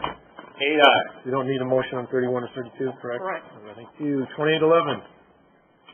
Third reading on a bill of the Common Council of the City of South Bend, Indiana, amending Chapter 17, Article 2, Divisions 1, 3, 4, and 6 of the South Bend Municipal Code to incorporate the Environmental Protection Agency, EPA's Model Pretreatment Program. Move for passage of Bill 28-11. Second. Roll. Mrs. Pizzella. Aye. Dr. Varner. Aye. Vice President Oliver Davis. Aye. Councilmember Robb. Aye. Councilmember White. Aye. Mr. Henry Davis. Aye. Mr. LaFountain. Aye. President Peters. 8 ayes. 1711. Third reading on a bill of the Common Council of the City of South Bend, Indiana, appropriating $157,000 received from the U.S. Department of Justice for the Weed and Seed Program. Move for passage of Bill 17-11. Second. You may read that roll. Okay. Dr. Varner. Aye. Vice President Oliver Davis. Aye. Councilmember Robb. Aye. Councilmember White. Aye. Mr. Henry Davis. Aye. Mr. LaFountain. Aye. Mrs. Pizzella. Aye. President Aye. Peters. 8 ayes. 311. 33. Third reading on a bill of the Common Council of the City of South Bend appropriating $1,708,707 from the Community Development Fund, Fund 212, for the Neighborhood Stabilization Program 3 for the purpose of defraying the expenses of the Department of Community and Economic Development of the City of South Bend, Indiana, and designated sub-grantee agencies for the program year beginning March 8, 2011, to be administered through the Department of Community and Economic Development. Move for passage of 3311. Second. Wardy. Vice President Oliver Davis. Aye. Councilmember Robb. Aye. Councilmember White. Aye. Mr. Henry Davis. Aye. Mr. LaFountain. Aye. Mrs. Pizzella. Aye. Dr. Varner. Aye. President Peters. Aye. 8 ayes. Thank you. We'll proceed to resolutions, and before we start, I'd like to thank all the people who have these coming up that sat through all of this tonight. You've done an admirable job, Mr. Brown. Mr. Vorty, 1128. A resolution of the Common Council of the City of South Bend, Indiana, approving a petition of the Area Board of Zoning Appeals for the property located at 700 West Ireland Road, South Bend, Indiana, 46614. Committee report?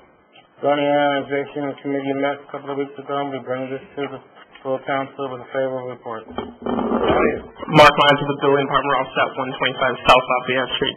This is given public hearing at the April 6, 2011 meeting of the Area Board of Zoning Appeals. It is a special exception request to allow Walmart to sell firearms.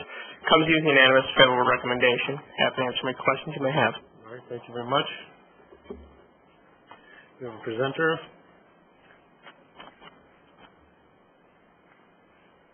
Just a very short synopsis of your project.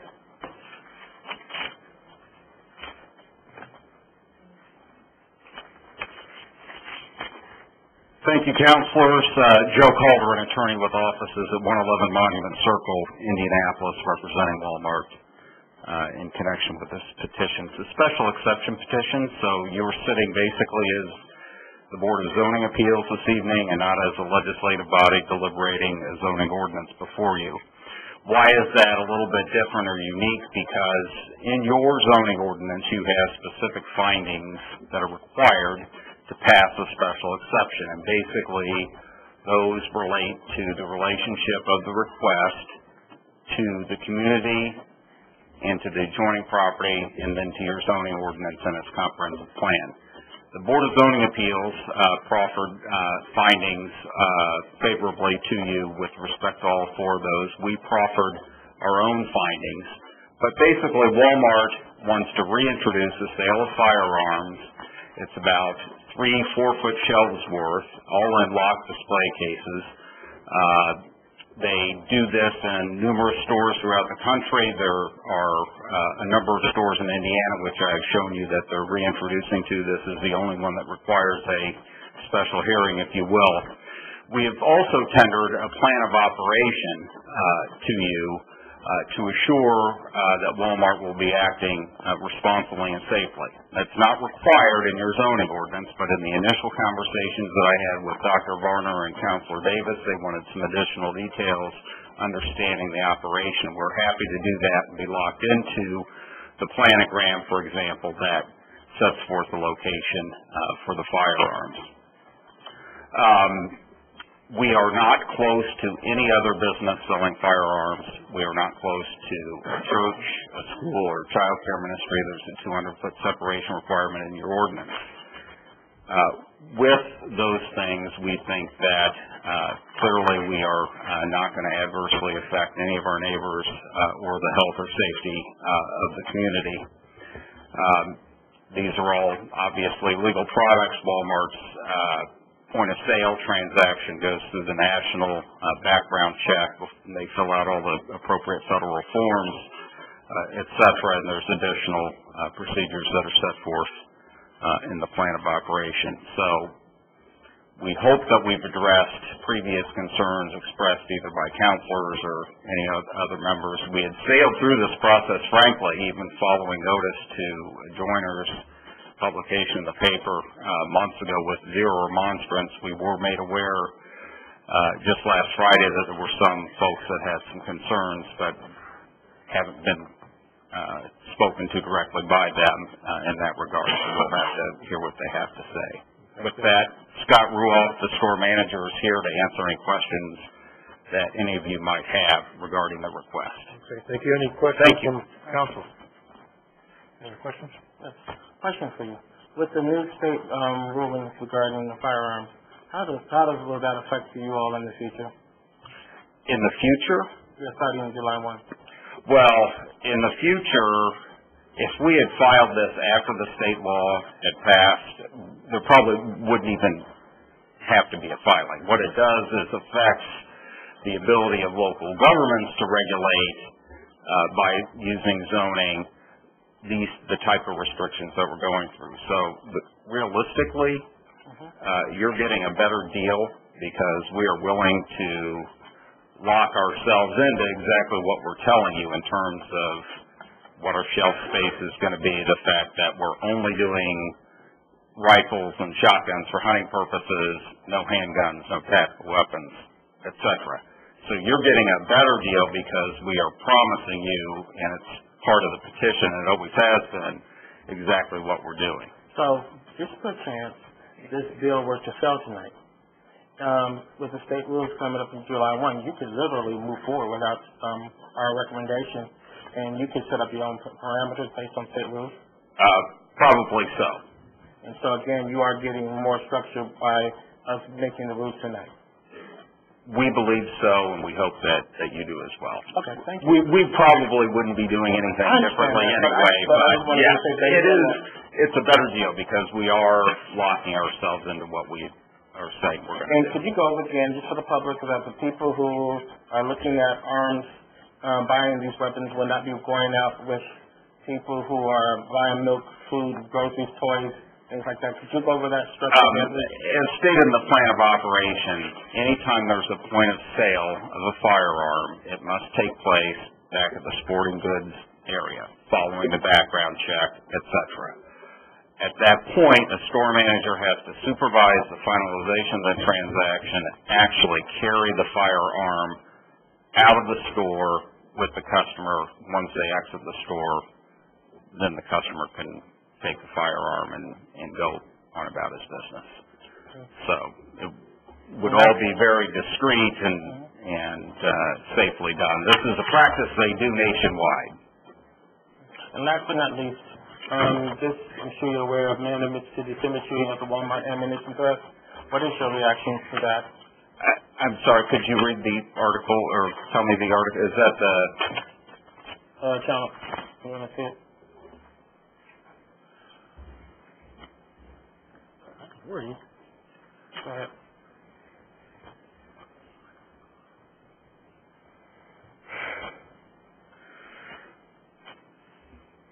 As I understand it, and the store manager's here,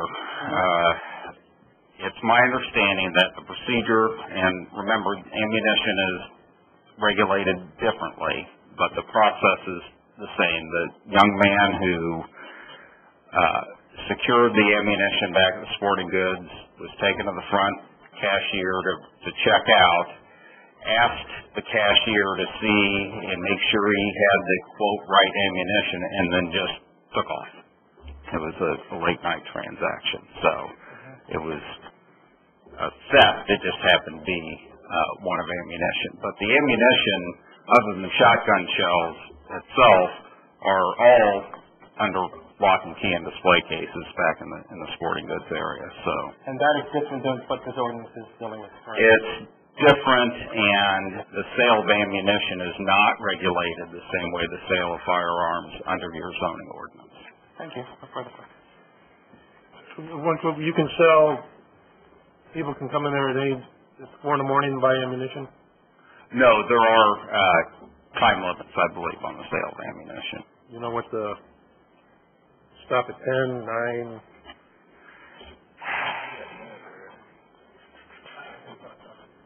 Scott, you want to answer that?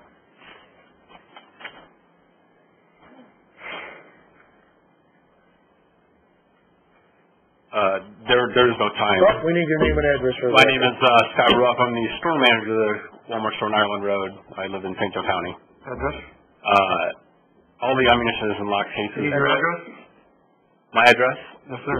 51563 Cherrybrook Drive, Granger, Indiana. Thank you very much. Okay. All of our ammunition is in locked cases except for shotgun shells. Those are not in locked cases. If somebody wanted to purchase at night, they have to get a member of management, unlocks the case, walks the ammunition to the front of the store, and is rung up at the cashier up front. But can they buy ammunition at 4 in the morning? Yes, there's no laws against what time. Okay. Gun sales have restricted. Gun sales have restricted hours due to the federal firearm licensing requirements. Question, would the state rule in July 1 change any of that? If there was any time limits to gun sales over? The state law that will take effect July 1 does address ammunition. And so there will not be any restrictions at that time, is that correct? That is correct. Okay. Any further comments, questions? Okay, thank you. Do we have anyone like to speak in favor of this? Favor. Against? Since no one's in favor, against, go right ahead.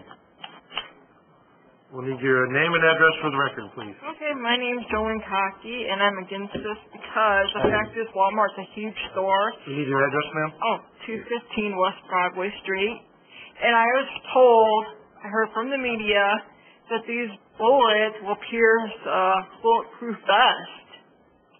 And that is not good to have those be sold at Walmart, especially if little teeny boppers working there who says they won't go and give the ammunition to their friends and sell them. I'm sure they sell some the alcohol to their friends. I don't think it's safe to sell those at Walmart. I'm sorry, I do not think it's safe. People break those cases out all the time and steal stuff. I don't feel it's a safe idea. And some little drug person's like to come to the street at 3 or 4 in the morning and break out the cases. I don't know the protocol or security there, or how tight the security is. Okay, thank you. Anything. It's just not a good idea, I don't think. Okay, thank you. Anyone else in opposition?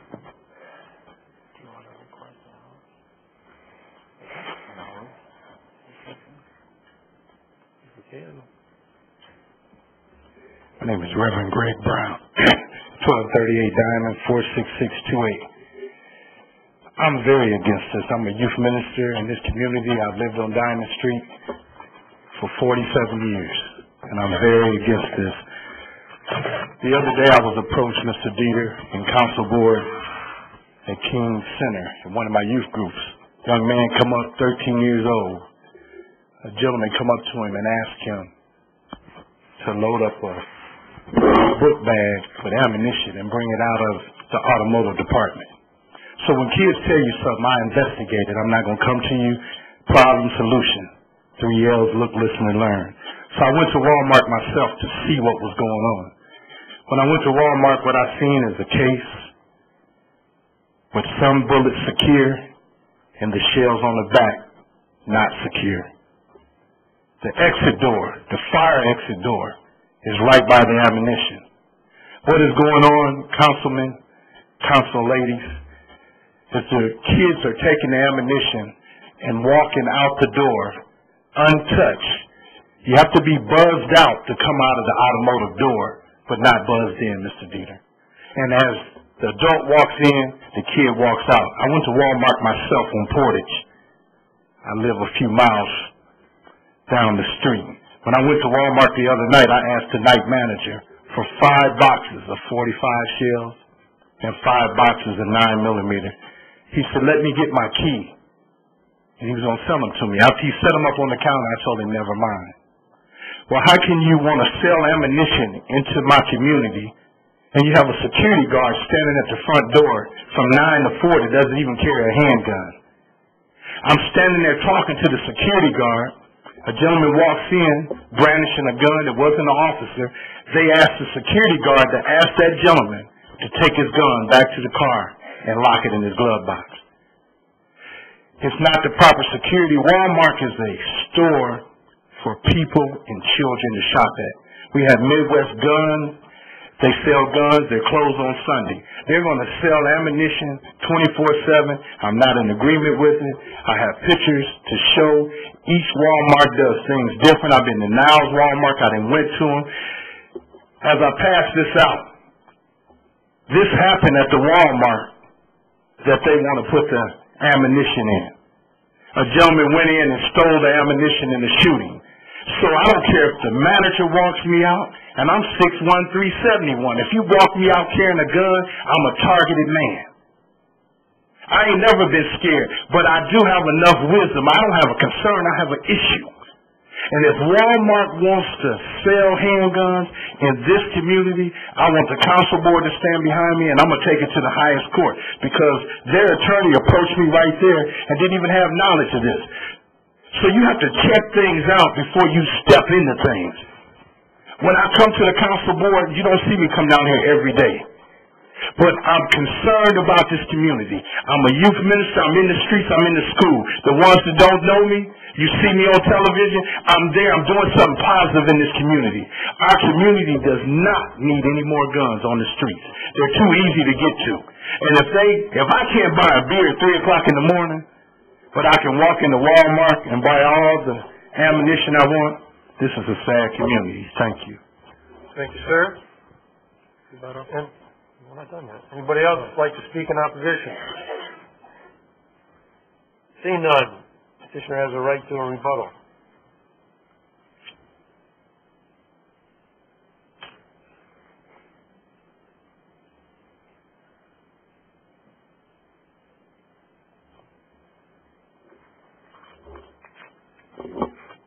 The lady and gentleman have every right to speak and say their piece. Just want to reiterate that the ammunition sales is not regulated under this petition or under your zoning ordinance. With all due respect to their comments, what we have tried to tender to you goes beyond really what your zoning ordinance requires in terms of the findings for a special exception, because we want to be a good corporate citizen. We are a good corporate citizen in terms of cooperating with the city and the police department on various and different projects in the city. This has to do with the sale of firearms. We have put in our petition that we will self-restrict to only shotguns and rifles. This is only for sporting goods. In fact, we think it's a better idea to have this type of good in the sporting goods department where it's an accessory use and not a separate gun store. It's much more innocuous that way. It's no different than going into Dick's Sporting Goods, which has a larger selection, and folks can go in with their families, and whether you're buying a T-shirt or a pair of tennis shoes, it's the same kind of thing. So, with all due respect, basically what the folks are asking is no gun sales, no ammo sales, but your zoning ordinance does allow for these things upon a special exception petition, and under the existing zoning district allows for the sale of sporting goods, whether it's within the department or standalone sporting goods stores. So from a zoning perspective, this petition makes sense.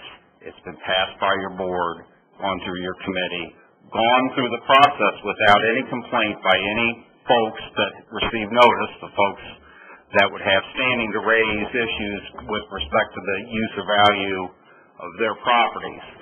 So we would ask that you carefully consider that and vote this petition through favorably. Thank you. I understand your point of the law and the ordinance of what we're required to do. And I think the people here were speaking more of a community-based care, because last time I was at Dick's, they closed at 9 o'clock. What my concern is selling ammo after 9 o'clock, which I think is a bad thing. And of course, legally, you don't have to do anything I say, but I would ask you, as being someone in the community, well, you don't live here, but everybody else that's associated with I don't think there's any reason to sell ammunition after 9 o'clock. That's just something that I'm putting out there to commit to the community. Again, you don't have to do that, but I would think as being a good steward, there's no reason to be selling ammunition after 9 o'clock at night. So I'll give some other council members some. As you spoke earlier, with regards to the spirit of the cooperation and offering proffers, I guess you referenced it. I have an understanding, and while I'm supportive of Walmart's wish, I do have an understanding and concern that, and I do agree that just as there's a time limit on the final sales of alcohol, it would not be probably unreasonable and probably would be well intentioned if the manager, so long as the store allowed it, would limit sales. You say 9 o'clock, I'm thinking more like in terms of after 7 o'clock and then not again until 8 a.m.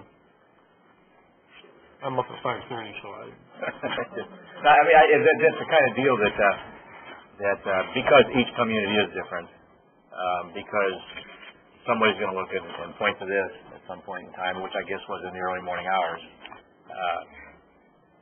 That sort of an effort or an action on the part of the store, absent a requirement, would be something that I think would be appreciated and would be understood by people as a true effort to help. I think any other comments from council? Sure. Really quick. Listen to all of the comments and laws that are changing and just the presentation and all. Just the spirit of the whole conversation makes me uneasy. Earlier we heard some people talk about all of the gun violence and shots that have been rang out over the last several weeks or so. 90% of those shootings have happened in the district that I represent. And just because of I don't know if this is just coincidence or what have you, but I truly just think this is bad timing. I would just rather for this thing to roll over on us and just, go ahead with it. If you guys are going to do what you know is right in good faith effort, you're going to do it regardless if we pass it through the night or after July 1st, after the state makes their ruling, I'm just really, really frustrated with guns. I'm sick of hearing about guns. I'm sick of hearing about people getting killed. I'm sick of hearing about people getting shot. I mean, clearly that's not what you're here for, but this is what we're talking about at this point. I'm not in favor of it. I'm not. And it's because of the overtone. Friends, family, just all kinds of killings have happened. And I know that bullets don't kill people. People who shoot bullets out of guns kill people. But we're giving them reasonable access. to these devices to harm people. If it was solely for hunting purposes, then I'm just not in favor. I'm sorry. I can't do it. Yes, sir. I think that one of the reasons why I'm encouraged to vote on it tonight is not because I'm a gun advocate, but because I do believe that you have put more restrictions on yourself than you're going to have to do in July. And I'm concerned that I understand what Mr. Davis just said, and I really respect what he said. I'm just concerned that in July 1, you don't have to put anything. And yes, the state can take responsibility for all of those kind of things, and you can, depending on what kind of neighborhood, you can head on down to Indianapolis and store laws comes out. I feel that we will do our citizens a better service by putting some levels of protection in at this present time now that we will not be allowed to do in July 1. And I think if we can protect our citizens now in some form or fashion, and you gave us some cities earlier in the state of Indiana that are in, from I think Elkhart and other places that are already in Walmart status, that have already have certain ones. To my understanding, and maybe you may have those numbers, since those situations have gone up, have you seen crime go up in those areas?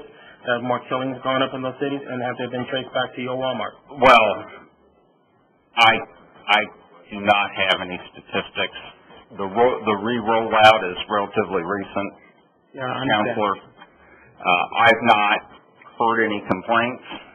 We work with obviously when the gentleman came out last Friday and expressed concerns, we talked to our government affairs and public relations folks, and Walmart does this not only in Indiana but all over the country. Thousands of stores have it, and they do it responsibly, and they do it consistently with their policies that are designed to be safe for those communities. And so they are not interested in doing anything other than selling guns for hunting and sporting purposes, not for anything else. So nothing's been traced back, as far as I know, to any of the activity in Indiana. Thank you. Can I ask our attorney, based on what Dr. Varner has suggested, is there anything that we can have to give us a little bit more teeth if they wanted to put something together for that standpoint now? Because I know they may or may not consider that, but that may help us to get this through. At this stage, I don't think you can make it a condition of the resolution before us, because the state law is very clear. You have 4 criteria that you can look at, and your point is correct, that we have more opportunity to regulate now than you will come July 1st. The very plan of operation that's on file, that's a part of the resolution. If there's a violation, the building commissioner would have something to follow up on because of that. But if there's a violation starting July 1, we won't have anything to follow up on, that's correct? This should take place prior. I know, but I'm talking about if it's voted down. If it's voted down, then it's correct. And they started in July 1, and then we have no kind of income. So that's why I said I think we have more control over, because it's going to happen no matter what. Either it's going to happen tonight or it's going to happen July 1. And I think we have some more control over it now. I'm assuming that Mr. Calderon will take the request of Dr. Barnes to we will. management. Right. I do not have the authority, as you might guess. You've seen the store managers that have been to your committee meeting and tonight's meeting. This will have to be taken up to a higher level for consideration. I can't make any promises on restriction or ammunition. So you're willing to take that back if they make a commitment not to sell it? Okay. When do you think that we would have an answer? I don't know. It usually takes a few days, maybe by the end of this week. Okay. And if a letter could be sent to us to address that you have taken that up to them, at least a letter, then CC back to it? We'll just do a letter. Okay, and then we can get copies of that. Of course. Appreciate you. Yes, ma'am. I understand you sell hunting guns. And does that mean you don't have any all your sales are for rifles? Sales of Firearms are rifles, shotguns. No handguns. No handguns. Do you sell ammunition? There is ammunition for handguns and shotguns and rifles. But that's not a part of the bill. That's not part of it. It's not regulated under the special exception requirements or in your zoning ordinance. So whether we want that or not, it's still going to happen. They're already selling ammunition. They have for several years since they've opened. So basically, this is a request from, some of my council members to be a good citizen in the South Bend community, not sell the ammunition after between 9 and 8 in the morning, 9 at night, 8 in the morning. We may have a counter proposal and say we won't sell it any other times than guns, or I may have to say they're not willing to do that. But at least your offer is willing to try. Of course. If they don't, then we'll deal with Just as after my initial discussions regarding what are you going to sell, etc., we put that in writing. We've always had that for you. We've always acted in the utmost of good faith with the city and the council. Okay, we can't. Okay, the motion here. No. I can't remember what. Huh? Whatever the motion. I have a little unreadiness. Okay, go ahead. As Councilman Henry Davis Jr. has made mention, Reverend Greg Brown, it's interesting that we have 1128 and 3211 before us tonight. And the state of Indiana has actually opened up, removed local gun regulations. It's pretty much wide open. We handled that earlier tonight. And both Henry and Reverend Brown have made mention of the fact that we need to do something about the spiking instances of gun violence. And just as a note for this council is that Health and Public Safety Chairperson Karen White has made mention of this, but we're going in the wrong direction as far as trying to reduce incidences of gun violence and just not with passing laws. We really don't have any control, but you want to know the truth about it. As of July the 1st, this law will go into effect automatically. But the state through the NRA or whoever, but they're loosening the gun laws. Persons like you, Reverend Brown, and Councilman Davis in the district are concerned about spiking that instances of gun violence. So what I'm saying, we have to find some way to address this because it's happening too often in our community. Well, I think the best way to address this is working through our state legislature and those kind of issues because of the fact that they are the ones who have done it. But I think by us putting some regulations in tonight, help us to have more control over it than we would have if we wait or this is voted down. I'm not questioning regulation tonight. It's really a no-brainer. If you wait a little bit, it's not going to happen anyway. But we have a motion here somewhere. I could make some more numbers here. I'm sorry. 1128. Motion to approve 1128, adopt 1128. Okay, we have a motion to second to adopt. Wordy, go. Councilmember Rouse. Aye. Councilmember White. Aye. Mr. Henry Davis. No. Mr. LaFountain. Aye. Mrs. Puzella. Dr. Vernon. Aye. Vice President Oliver. Oh, I'm sorry. I thought you were. No, I'm aye. Oliver's aye, I'm nay. President Buter is a nay, and 3 nays and 5 abstain. All right, so, 11:30. Leader, I would like to indicate that the Health and Public Safety Committee will be looking at the increase of violence within our community. Would like to invite Reverend Brown to join the committee, and as we begin to look at other ways to work with our state representatives. I think it needs to be made very clear that what we pass tonight is what is going to happen at the state level. And the state has changed exactly how local government can control not only firearms but ammunition as well. And I think that we need to collectively work and begin to address it within our community, but also at the state level to bring about change within the law, which will take effect July 1. And I don't know if the community is aware that what's going to happen July 1 and the lack of control from the city government level. And would like to begin talking about this with our Health and Public Safety Committee. All right, thank you. Can I ask one question? To our legal counsel, is there something that we can look into based on the fact that the state's going to change this, that we could look into suggested safety plans for our cities and our private sector that we can give recommendations and guidelines?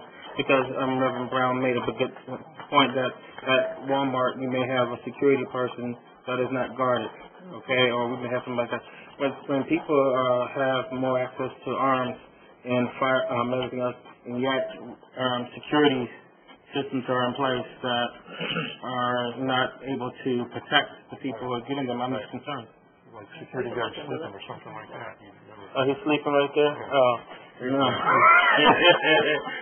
Okay. Thank you. Appreciate it. 11:30. That's the time? Mr. Boyd, let's go. A resolution of the Common Council of the City of South Bend, Indiana, approving a petition of the Board of Zoning Appeals for the property located at 1019 Talbot Avenue and 1023 Talbot Avenue, South Bend, Indiana, 46617. Thank you very much. We have a committee report. This is utilities, I think, for 11:30. Hold on, 11:30. No, it's on table. Zoning and annexation. Zoning and annexation. Oh, I have the youth unfavorable. Sorry. Zoning and annexation committee met this afternoon and brings this report back to you with an unfavorable report. So I have a youth. Thank you. Sorry. Mark Lyons of the building department, also at 125 South Lafayette Street. Just to give them a public hearing at April 6, 2011 meeting of the Area Board of Zoning Appeals. So there's a special exception request to allow two single-family homes to be combined into a duplex. Comes to you with unanimous unfavorable recommendation. Happy to answer any questions you may have. All right, thank you very much. Any questions? Seeing none, present it. I need your name and address, sir, for the record. Yes, Mr. Frank Augustino, 120 West LaSalle, South Bend, Indiana. I represent Mr. Cosmo Bumbica, who's made this application for a special exception. As Mr. Lyons stated, these are two separate independent homes that would be joined together. The purpose of joining the homes together was to add 240 square feet effectively to the two homes.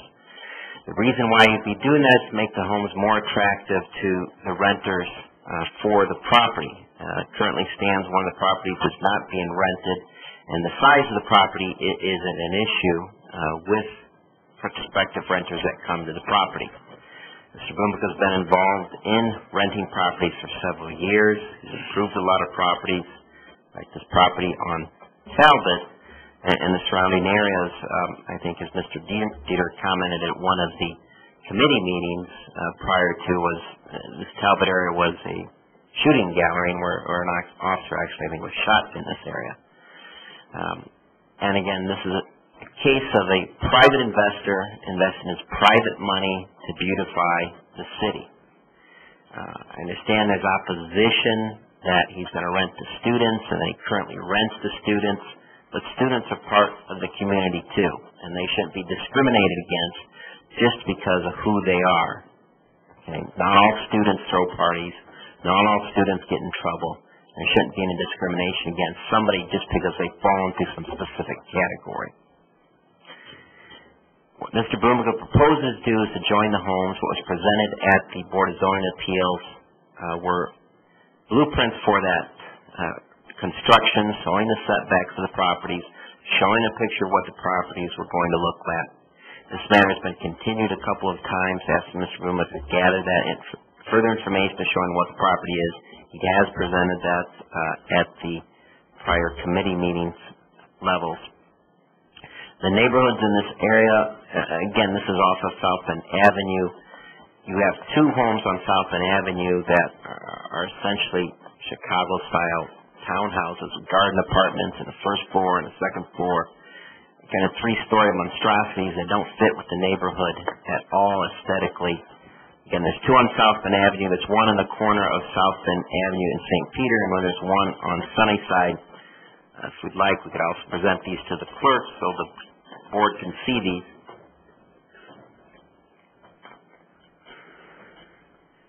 These are in the same area as the proposed property there on Talbot in those same near northeast neighborhoods on that. We ask you to support this special exception which is authorized by the zoning statutes. And really the key to that, again, is you have a private individual making a private investment. You have a lot of discussion tonight about using public money for a private investment. Why not let a private investor come in and make his private investment in the property with his own money to better the city, to better this property, to make this neighborhood come back to life? You also had presented to you at the several committee meetings the signed petition of the neighbors who are all in favor of this property. And if you look at the property, a lot of, again, based on what's presented to the Board of Zoning Appeals, you have to go to the properties that are within the 300 feet radius of the property. You'll see that those are all, or virtually all, rental properties next to this area, and Mr. Bumbuka is in the business of rentals. We're not asking you to change really the character of a neighborhood. This is already a neighborhood that's rental properties. It's supported by the current rentals. Why not support this private investment to beautify the city that's not using any public dollars? Thank you. All right. Thank you, sir. Do you have anyone like to speak in favor? Opposition?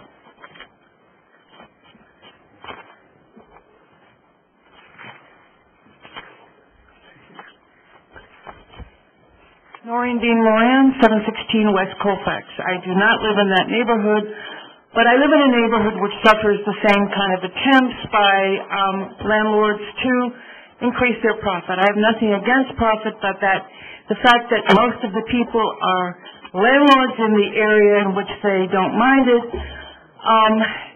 is a reason for me to be against it. The neighborhood then becomes only someplace for them to make a profit. The three houses, the three monstrosities that grew up, I absolutely agree with too, and they got to be there only because the city did not realize that that area around South Bend Avenue had been from the 30s a commercial. So that the building of those, which was against every height and width and so forth, was seen first as a possible improvement. It is not. Those houses look ridiculous. That is not a reason, since they look ridiculous, that he should be able to put two separate houses together. I'm not sure where the extra space comes from. It may be configured differently, but if I put two 1,500 square feet things together, I still got 3,000 square feet. I did not get it. I like students very much. I teach them. They are presently residents. They are not citizens. It would not happen in their own neighborhoods where they come from. And they can live like the rest of the people. They do not have to live like we had with Mr. Kramer's houses of 10, 12, 15 people there so that a landlord can make close to $10,000 a month. As I said, I do not live in that area. I live in the near west side, but we have the same kind of thing right now, and I won't go into my particular problems. It is wrong. There's an attempt to put an overlay in that area right now, which would restrict how housing goes. The near northeast neighborhood cooperative has done a lot of work, and this is exactly in the opposite direction. Thank you.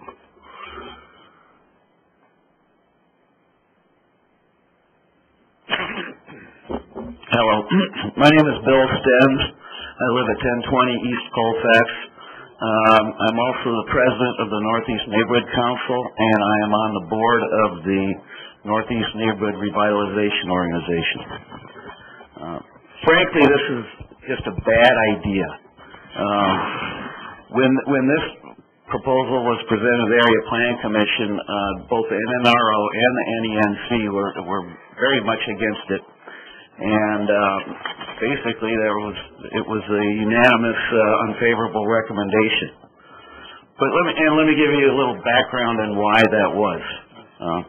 First of all, these two houses on Mr. Bubaka's website for rentals for student housing both indicate that they are 5-bedroom houses for rent to students. So now you've got 10 bedrooms already, 10 students on two, basically 33 or 40-foot lots, whatever they are. That's 10 cars. Now, you connect these two houses together. I don't know what the plan is for the second floor, but in theory, you could probably get another 1 or 2 more bedrooms upstairs. That would be, which would equate it into 2 7-bedroom houses. That's just way high, too dense, and just a bad idea. Thank you. All right, thank you, sir. Anyone else in opposition? We have a rebuttal if you would like it, sir.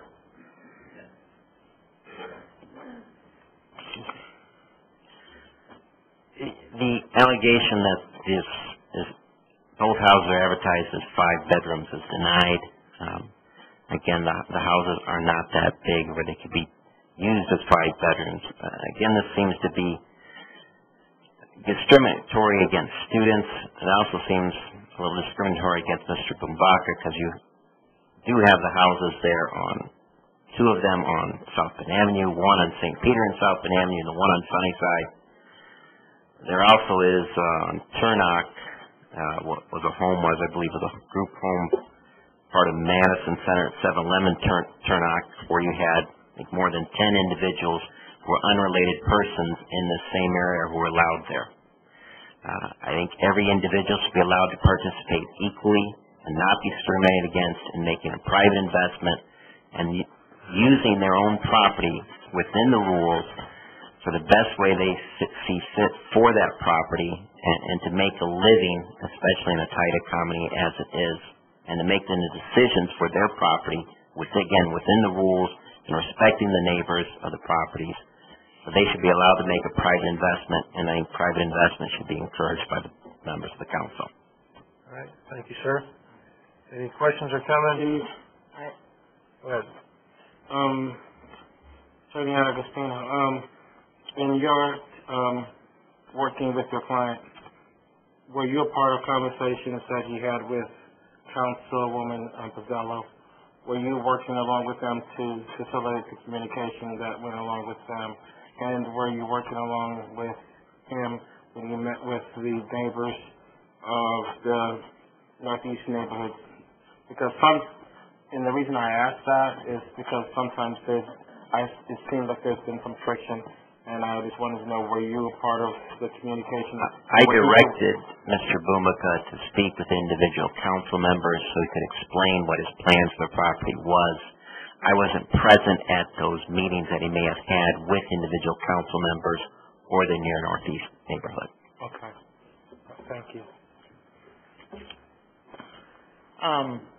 First of all, to talk about disliking students. I don't dislike students. I know quite a number of students, actually, whom I like very much. It's a question of zoning. First of all, the use that the 2 houses have been put to, at least until graduation, Mr. Bumbaki, you said they were both empty, and Mr. Agostino said 1 was empty, so I don't know that situation. But the use is illegal because only 2 unrelated people are allowed in a single-family home with single-family zoning, which that property is. So it's a total illegality and illegal use of the house. I don't see that the neighbors, that it's better for the neighbors. They want to do with the illegality of a drug house that might exist somewhere in the neighborhood. I don't think you would rent to someone who would make it a drug house, so it wouldn't be your houses. But both would be illegal at least, and I think there are better ways to do away with a neighborhood that has problems than to put something that's illegal in it. I do believe, since the 2 houses are very different, that they will not make a good duplex, will not look good in the neighborhood. And I want to say something about the apartments that are on St. Peter and on Sunnyside. The one by me on Sunnyside, I believe, is vacant and has been all year. So we have student rentals there that really are good for almost nothing else. And we're going to have a vacant house. So, but I like students very much, but we like families in our neighborhood if we can have them.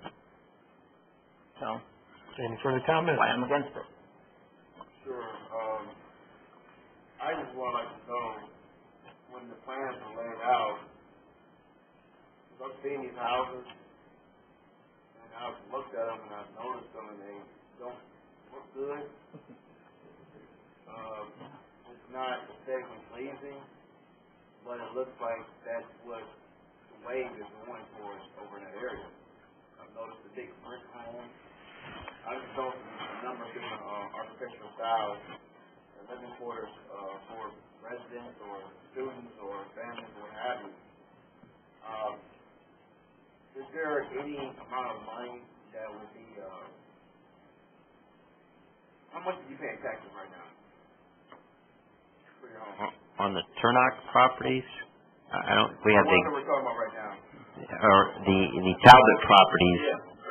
With the Talbot properties, we don't have the exact figures, but I am also the attorney for the assessor's office, and the way those numbers would be determined would be on a gross rent multiplier.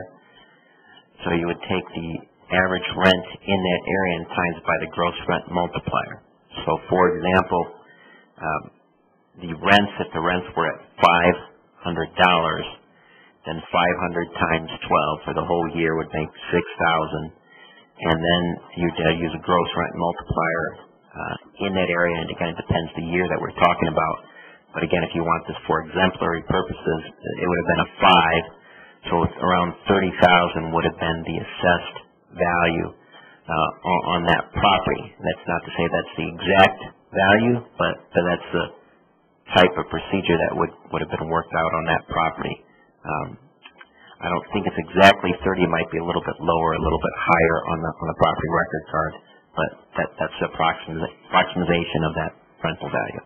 So does it increase with the new addition between the two homes? With the new addition, what will happen then, so he'll have to go to the building department, he'll have to declare what the cost of that new addition is. That'll be picked up on the property record cards, and that will be additional assessed value that gets added to the property record card then. I asked those questions for a reason. So, why wasn't this something like this done before? Well, that's what we're kind of asking you. If that's been permitted, and again, if the uses in this neighborhood are generally as rental uses, and I can understand Councilmember Pacello's position that she'd like to have family neighborhoods, but if this area that we're in is mostly a student area and it's student rentals, and he should be allowed to, within the law, and the law would be that if there's not more than 2 unrelated persons in the home, he should be able to rent to that. If there's a violation, then he should be written up for that violation, but if there isn't a violation, if there isn't an act right now that's in violation, there's an allegation thrown out there, but... Well, you're just basically just saying to enforce the law where it needs to be enforced, that whether, it's a new home or old home or, apartment. Don't punish him for something that hasn't been committed yet, that is thinking that it might be committed. Sure, and I understand that. I'm just getting at the fact that, clearly sports has been out of the barns a long time ago, and, there's a lot of development going in over there with new homes and new buildings. I just would like to know, what's the difference with him doing this versus this for 3 years of other things as well. And I don't want to be too much of a difference. I know the answer to that question. Fire away then. Okay. The difference between the two situations is, on this one, it's being made into a duplex if they get the votes. And that comes before the council after being before the BZA. In the case of those apartments, they're made in such a way that they're allowed in single-family housing. Well, it was multifamily, I think, actually, yes. and I'm sorry, it was multifamily, and there are 4 apartments in there. And the fact that there's a communal living room and a communal kitchen doesn't take away from that, because each apartment has a little tiny kitchen area. And they did not come before the council. They didn't come before any city body that I know of, unless it was BZA, for variances. So that's the difference right there. There was no vote on those. I would have. Those residents are not like they're in the same area. One is south of Eddie Street. That's St. Peter. Those 2 houses you're talking about. And this one is, what you're talking now is north. You kind of present it like it's all in the same zone. That's not really, and of course Mr. Stentz is over there. He's as you well know, a licensed and certified architect. And I'm curious as to whether the Northeast Neighborhood Council and the NNRO have given any kind of plans for that sector.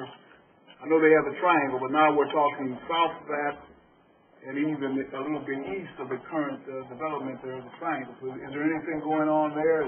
What's the plan for that the section that he wants to use as student housing? Excuse me. Is your question going to? Well, to both of them, because they're connected. Well, then he has to come up to the podium. Just because it's late, we can't abide by the rules. No, there are plans for that area. The NNDA that was developed in 2003 is being updated right now. And now that we know we're certain of the widening of Indiana 23, a number of those houses and a lot of property along in this neighborhood specifically, some of the houses along South Bend Avenue are going to be taken by the state. There's going to be a trail, so it's going to be definitely affected very near these properties. All right. Well, thank you very much. Again, I appreciate the intent and everything. He's done a great job in that area. I know it's a tough thing, so I'm making a motion for approval. Second. Adoption. We have a second. Mr. Vorty. Councilmember White. No. Mr. Henry Davis. Mr. LaFawn. Nay.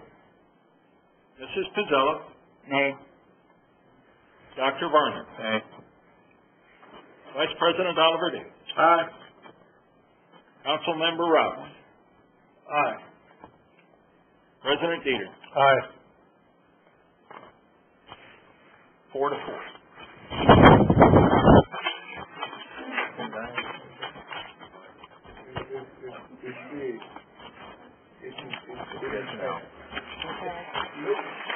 What happens now?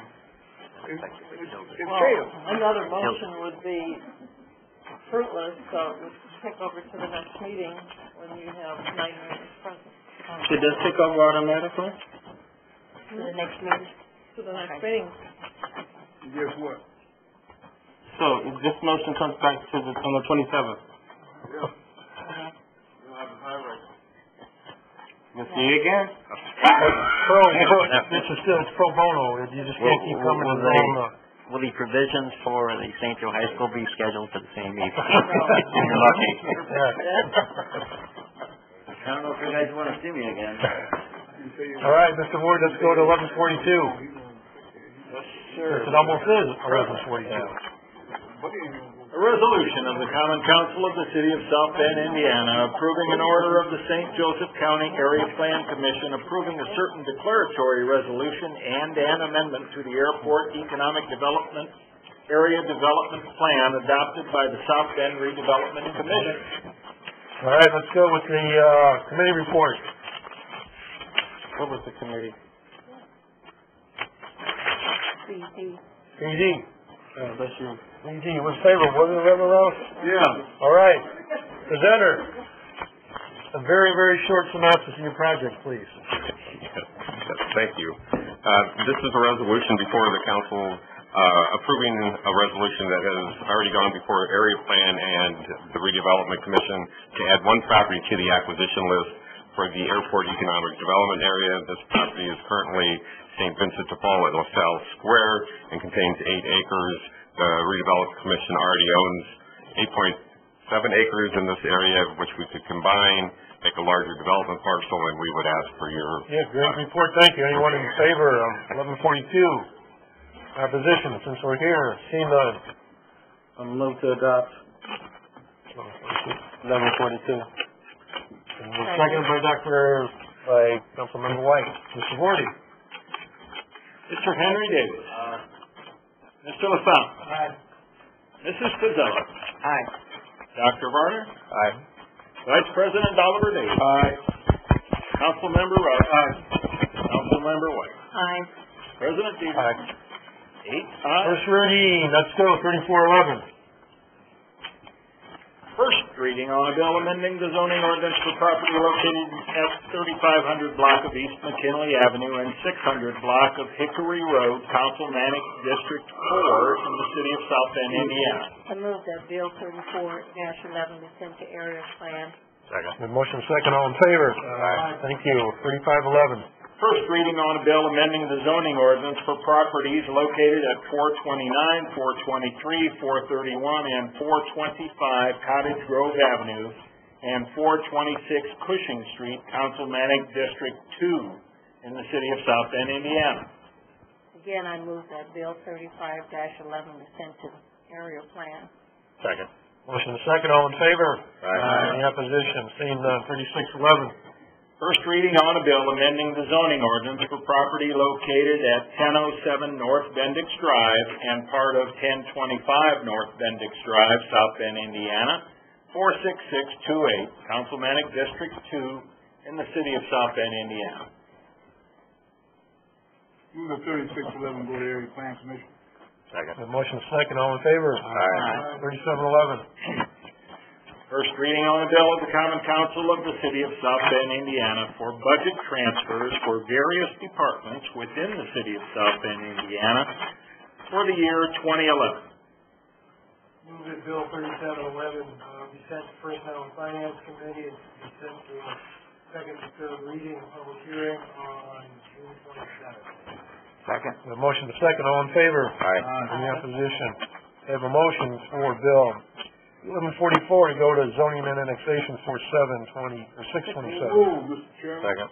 All in favor? Aye. Any opposition?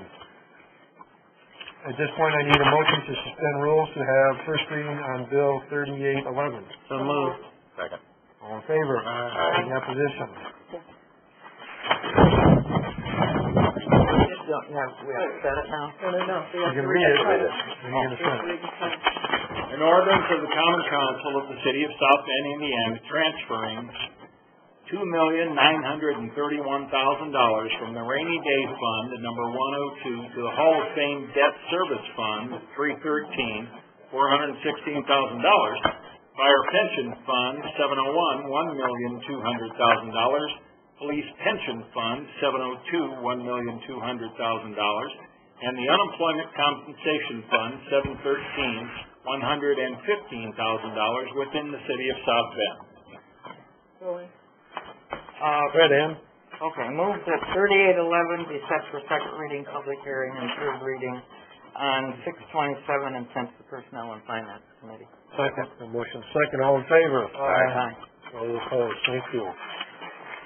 Privilege on the floor, anyone wants to speak to us right now? No. Huh? What do you want to talk about? I was going to thank all the council members and representatives for their support during the reading period of my family. Thank you for the cards, the well wishes, the phone call, the whole nine, along with the I think we got some those flowers called, the plant calls. What was that again? Peace plant that was sent as well. And my family appreciate it. I appreciate it so much. And thank you again. Thank you. No other privileges of the floor, we adjourn.